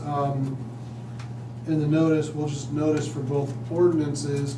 And there's a lot of case law where these start as nuisance and then got turned into abandoned structure, condemnations and takings or foreclosures, however you wanna call that. So what I'm saying is, the procedure they have in place will work for either. And so then we can adapt both ordinances. So, and then we can notice both ordinances and run down both roads at the same time by doing the same thing. And then when we get to the end of that road, I think each individual property will reveal itself much more which way we need to go if it gets that far. And what percentage of these come to litigation? I would say probably 20%. So that's a pretty high percent, but. Because it really starts in the front side. We send out our initial letter, we send out a 30-day, we send out the 30-day letter, we send out the letter that gives another 30 days, but it's certified, and they have so many days to respond back to us, and if they don't, then we send them a notice for court that we've signed off on. They've got pictures, we know that they have it. They still don't contact us, we then hand it over to county attorney, and they move through the process. They go in and get their fine. Typically, they go in and say, yeah, it's a nuisance, and then the county attorney or the assistant county attorney agrees with a payment schedule, the $750, and a time frame to get it cleaned up. We will then start working with that individual. So we don't get all the way to the end, because to me, all the way to the end is either you're cleaning it or you're not. Our going through court generally happens in the first 90 days. Oh, I see, so you get a determination there's a nuisance. Right. And then you have that mediation. Right. And so based on that mediation, you have an order saying they will comply. And we can do that, and we can even do that with both ends. Right. And then ultimately, it wouldn't come to you guys for a decision until we're at the end of that to say, okay, they've now not followed through with their agreement, they're in default, we're gonna go to the judge and we're gonna ask for remedy A, B, or C. And that's the What piece do that we're you lacking. want? So that was my point earlier about the end, you know, when you get clear to the end, and they still do nothing, and then you have a judge, they can serve jail time, but most of the people that we cite already go to jail a lot, so they don't care. It's like vacation to them. But that's the end game that I wouldn't take off the table. You know, you go through all of the stuff, you do everything you can to get it cleaned up. You've given them time and time and time again to get, you know, do what they need to do to get cleaned up, and they still do nothing. I get all the way there, and then I'm like, here we are. And that's why the county then takes the position of, okay, we're gonna go in and clean it up. That's the road that they went down. I can tell you that doesn't necessarily work. So all I'm saying is when you get to that barrier, then determine, without taking them off the table, what direction you're gonna go. And we just saw that last year with the property, what was it up here? I don't know, anyways, with the property, the golf course, with the sewer, with the sewage, where we got to the end of it, and the judge, went to court, they admitted, we've got this settlement, they're in default, we're going to go to the judge. The problem is, all we got is a fine, right? You know, how much are we gonna fine this person? You know, and there, with us not being, if we just go that nuisance route, with us not being willing to go in and pay for the abatement ourselves, it's not gonna get any better. And you're saying, in your experience, even when they pay for the abatement, if they don't change property owners, and that makes sense to me, that the nuisance just reappears because they continue to not maintain it. So we've got a junkyard that we deal with all the time. They're not a certified junkyard. They have no license. It's not supposed to be there. And they probably have more cars today than what they had when we first started. And it was hundreds of cars that we had removed from the property. We're talking like $27,000 to have it abated. And, you know, obviously the cost of that then comes back and pays down that abatement sum. But it's probably worse now today than what it was, and that was just a year ago. So those are some of the things, but I would say don't take it off the table. Because you may have something like that, the pictures you just showed me. I mean, that'd probably cost a few $1,000s to have it, you know, abated. Yeah. So those would be something that you may be able to do and then assess and then start working. Maybe they don't have the money, but they could pay the taxes. Those are the conversations that an individual has an option to come in and talk to you about, you know, as supervisors. Or maybe we can never find them, we have no idea where they're at, and what do you do? Yeah, but if they come in and talk to us, then we should, like you said, not get involved, to give them this time, this goes right back to whoever is. Yeah, so that would be right in the very beginning. Yeah. So you could then instruct me to say, okay, this is what we want you guys to do through this process. We want to go straight to the abatement process and start lining up. I mean, they can come talk to you about whatever they want to talk to you about. Yeah. But really, in the position that our enforcement in Jefferson County, they just determine whether or not it is or isn't a nuisance under the ordinance. But you guys can always give me not the direction, because it would be an independent contractor, but like, hey, this is the direction we would like to see it go.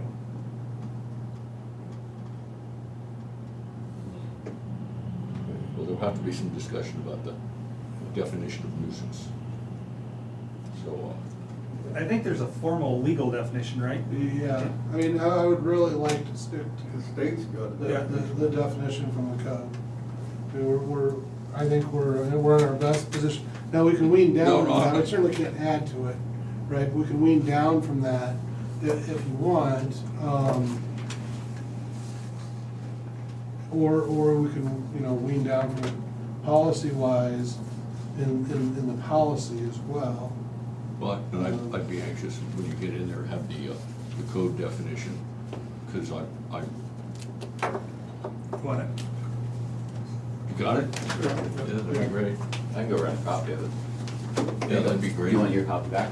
I'll bring it that's back, fine, yeah. yeah. So is it the public nuisance definition? Chapter. It is. It's we call it 2-30 is Yeah. there. I'll run a copy of it. But it's under, because we just took Iowa code and strictly went off of what the county attorney did, or the assistant county attorney. So what's 657A says, is public nuisance means a building that is a menace to the public health, welfare, or safety, or that is structurally unsafe, unsanitary, or not provided with an adequate safe egress, or that constitutes a fire hazard, or is otherwise dangerous to human life, or that in relation to the existing use constitutes a hazard to the public health, welfare, or safety by reason of inadequate maintenance, dilapidation, obsolescence, or abandonment. I'm probably destroying that word. Obsolescence, yeah. some of those words are kind of subjective. So, That's and what scares me. and then that does have a, and I didn't look for size or acreage, but I know there is an exception for farm implements and farm. It says applicability, it doesn't apply to a building that's on agricultural land. Yeah. So if there's a, like livestock grazing, if it's cultivated, if there's a tree farm, then it wouldn't apply to agricultural land. And agriculture under Iowa Code 2-3 years ago came out, I mean, the definitions even gotten more stringent under zoning. I mean, you almost, because before, even if you had like a winery, if it was a very small winery, they didn't deem that agriculture, but now it is. It's really any agriculture you stay completely away from. Well, I won't even go near it. If it's got ag, anything, we stay away from it. I just, when you say inadequate or obsolescence, those are pretty big terms, you know, that when you go to define that, that's.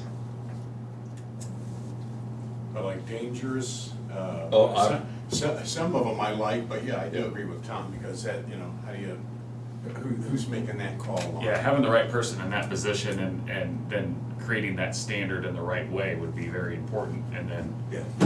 Convincing the public that you're doing this in an equitable manner. You know, it's been 6, 7 years ago, we had a house out north of Burlington that neighbors called us on. And it was an abandoned house. You might remember this, where they had animals living in it. Yes. My God, you couldn't even walk up to that house within 100 feet and it just knocked you over. Come to find out that the bank owned it. There was a bank that owned it. So. Wow. I think they're trading it back and forth between banks. The bank was trying to walk away. Well, they get on there, they'd buy a whole bunch of properties, I'm sure, and it'd show up on their balance sheet that it was worth, I don't know, $100,000, $200,000. We just don't throw that away anyway, so another group of properties that end up on a bond somewhere else. I have no idea. Time to transfer will catch them now. Yeah. So, yeah, and if you guys don't wanna be involved in the front end, then we could go through the Board of Health.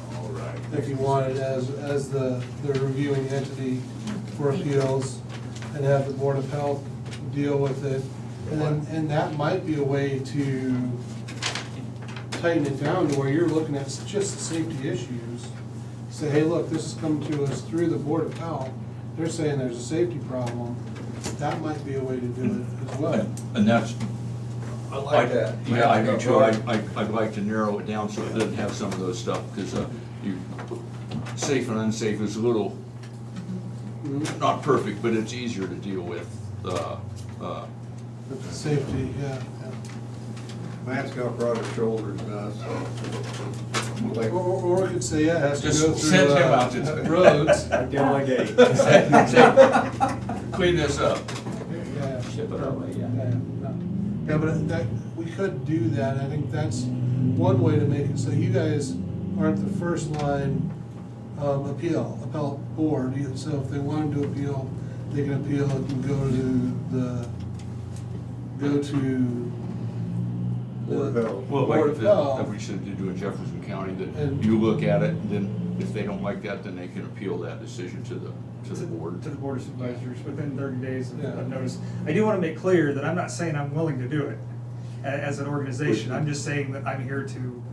That somebody would look at it, then they could appeal it to the Right. Board of Supervisors. But I mean, for Des Moines County, I'm not saying that the organization's willing to. Sounds like an opportunity. You're not.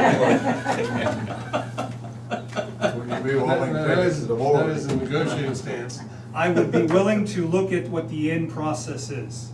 As I talked to Trent the other day, I'm very, very keen on procedures.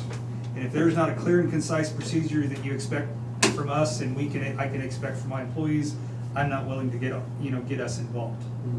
I think that's fair on both ends. I do the exact same thing through enforcement of environmental, everything we enforce. There's procedures that are written I can then hold my employees, expectation-wise, and my board holds, me accountable, so there's a trickle-down effect, and I don't want it to be, I like the black and white perspective, not the gray. Right on.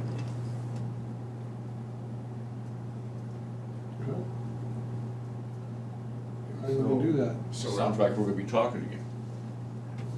well, looking at some adjustments, so Trent, is So, that, so next we want product. You're talking like an attorney now. Product. Yeah, well, no, but that's what you're saying, I think Jim's right. Say next, we really wanna put together what the proposed ordinance will look like, what the procedures will look like, which essentially I think would be about the same, other than we're just gonna probably change, the form letter, so we're noticing both code sections, 657, 657A, and whatever ordinance number we put that in through our county. And then, I think for due process appeal, instead of saving 30 days, they have a chance to appeal to the supervisors, we'll give them 30 days to appeal to, the Board of Health, and then ultimately, anything county-wise, you are the ultimate appellate body before it goes to a district court. So it could come to you from there, but generally it wouldn't, and even if it does, then you've had somebody else look at that, then you've had your person who's assigned to inspect, gone out, done the inspection, made a determination, you've had the Board of Health look at it, say, yes, this meets the safety concern that we have based on this, and they can give you an abbreviated report. And so then that would be something for you guys to hang your hat on, either direction for whatever decision you decide to make. Okay, when you work on this, I'd like to get Krista and Bruce both involved in this for when you get this, because, I don't want that gray area in there for whether Bruce wants to or not, if anybody else wants to. Sure. I don't want that gray area, it's either gonna be black and white, which it should be. Yeah. We can't make concessions for this guy and wrap this guy up on it,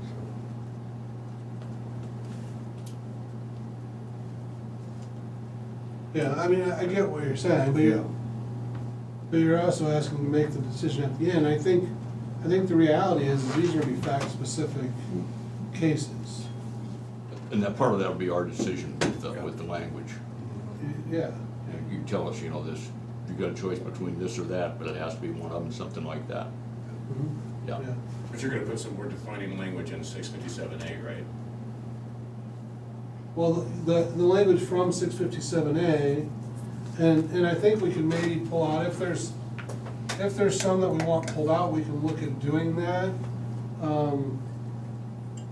Or we can make it more specific if we want to do that.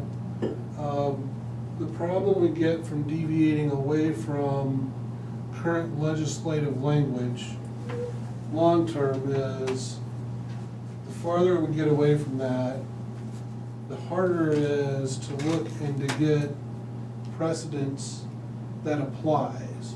So from a litigation standpoint, everything's a case of first impression. If we rewrite the whole thing to fit within those constraints that are set out by the state, we just use our own language across the board, then it goes to district court. There is no appellate court, Supreme Court decision on interpretation that we can say, this is what it is, that, remember the old joke, Bill Clinton, right? It depends on what the definition of is, right? Well, a lot of times in law, you have that, and you're like, okay, so what's the Supreme Court say the definition of is? And if we don't follow the language that the state follows, we have our own language, it's always a case of first impression because that language hasn't been tested by anybody else. But at least I'm thinking, if we tighten up, say, because if it's gonna be an ordinance, you're gonna have, with maybe the reason we're having the ordinance, then you're gonna have a definition, then you're gonna have, remedies or the procedure followed. So we could tighten up the definition of, without adding stuff to it. But if we just tighten up the definition, and then you go through there, and for the remedies, we would probably have to, that would probably have to be pretty close to state code. Would that be fair? Because like unsafe, that needs to be tightened up, right, gentlemen? No, I mean. Does to me.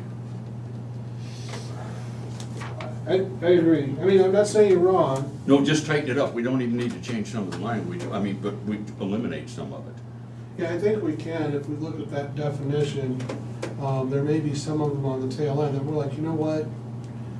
We don't care about this. I mean, there may be some that we can throw out and just line out We and have the say, same elements that's in code. We have those same elements, maybe not all the elements, but the Yeah. state code covers those elements with those remedies. So if we come up, tighten some of those, maybe we don't include them all, but we basically use the state's remedies. We believe in you, Trent. No pressure. No pressure, Trent. We Whatever, believe in you. yeah, Anyways.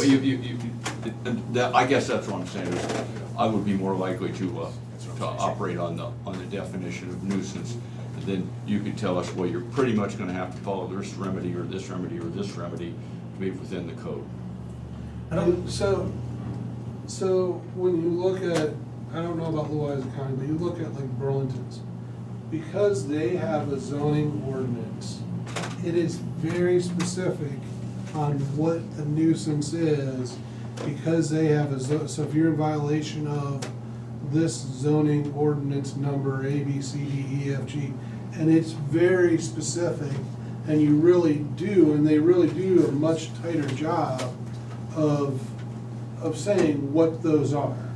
The problem is we don't have that, and we don't want to zone, right? I think that's No, what but we're we told. can't we make that definition pretty tight? I will, I Endeavor to do make no just that. promises, I tell you no lies. Okay, I will that's work fine. on it, I will see.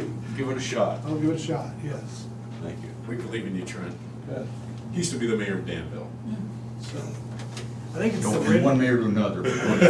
remedy portion that I kind of struggle with, because we don't tell them how to abate, we just say to abate. So what does that mean? Does that mean bringing in 15 trucks, or does it mean, bringing in whatever? We just need the nuisance gone. And that's what we don't get involved in, even on environmental law. When we're enforcing environmental, there are some provisions that you have to do, but typically we don't tell you what the process that you have to go through, but you have to get to this But end point. by remedy, what I'm talking about is the state says, okay, you can take over the property, or you can assess it on that remedy, rather than saying it has to be done this or that. It says abate it, and I agree with you. But by remedy, if you're talking to what I was referring to, I was talking about what the state says.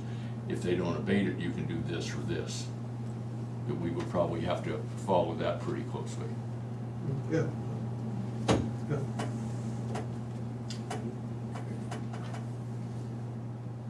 Well, Trent, you got your work cut out for you. Just keep you off the street. Yeah. Don't look so excited, Trent. Hey, I got, this is better than this morning. Do you see those did you get a copy of those contracts? Maybe not. We got for the, you probably did, Which ones? for the jail, the 300 pages Oh, almost for the- of contracts. You would have got a copy of the specifications. Oh my God. I had, Yeah. I was involved in a lawsuit once, and we'd done a job at the University of Iowa Hospital, so I went to a lawyer in Cedar Rapids, and that's what he did, was construction work at the University of Iowa. They've got a set of specifications like that. He didn't even open it. Oh my. He said, oh no, well, that's what he did. Yeah. So anyway, he said, oh yeah, he said, that's Division 5. He said, it's under this.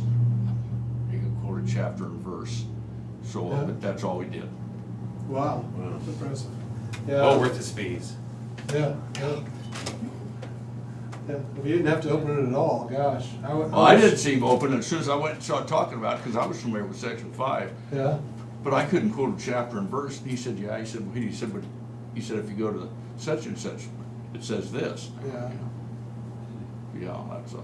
Does anybody have any more input or any questions? If not, we'll conclude this. The only thing that I would add is, I didn't want to piggyback on this, but what Brian mentioned about the vehicles. So we are a little bit restricted when there's vehicles that are being parked on the roadside. If they are not, if their registration is still current and they don't have something that disables them, like they have to have multiple flat tires, something along those, for us to have them towed, they could potentially be parked there indefinitely until their their registration was expired. And we have vehicles that are like that are parked within the right of way. And then I'm starting to see some on Old 61 now, where he's just kind of started using that as his private parking area. An ordinance maybe, I don't know whether it attached to this or not, but if it could provide some limitation on how long a vehicle could be parked in a certain designated, unless it's posted as no parking, they can park there. Even on a gravel road, as long as they leave width for another vehicle to go by, they can park on a gravel road, and by law, they could park there as long as they want, as long as it's not creating a hazard, and its registration is current. So maybe some type, adding into the ordinance that would say it could, if it hasn't moved in a week or something along those lines. So when we have those incidents, we can tag them, we can say, hey, the vehicle has to move, and then if it remains there, then we could have it removed. Well, I'm gonna add to that, we're gonna have to work on that somehow, because in the winter time, a week doesn't work. They can't be there at all, because that's what we're worried about mostly. I mean, obviously, it becomes a liability for traveling public, and we don't tend to go after these very often, although I've sent plenty of letters.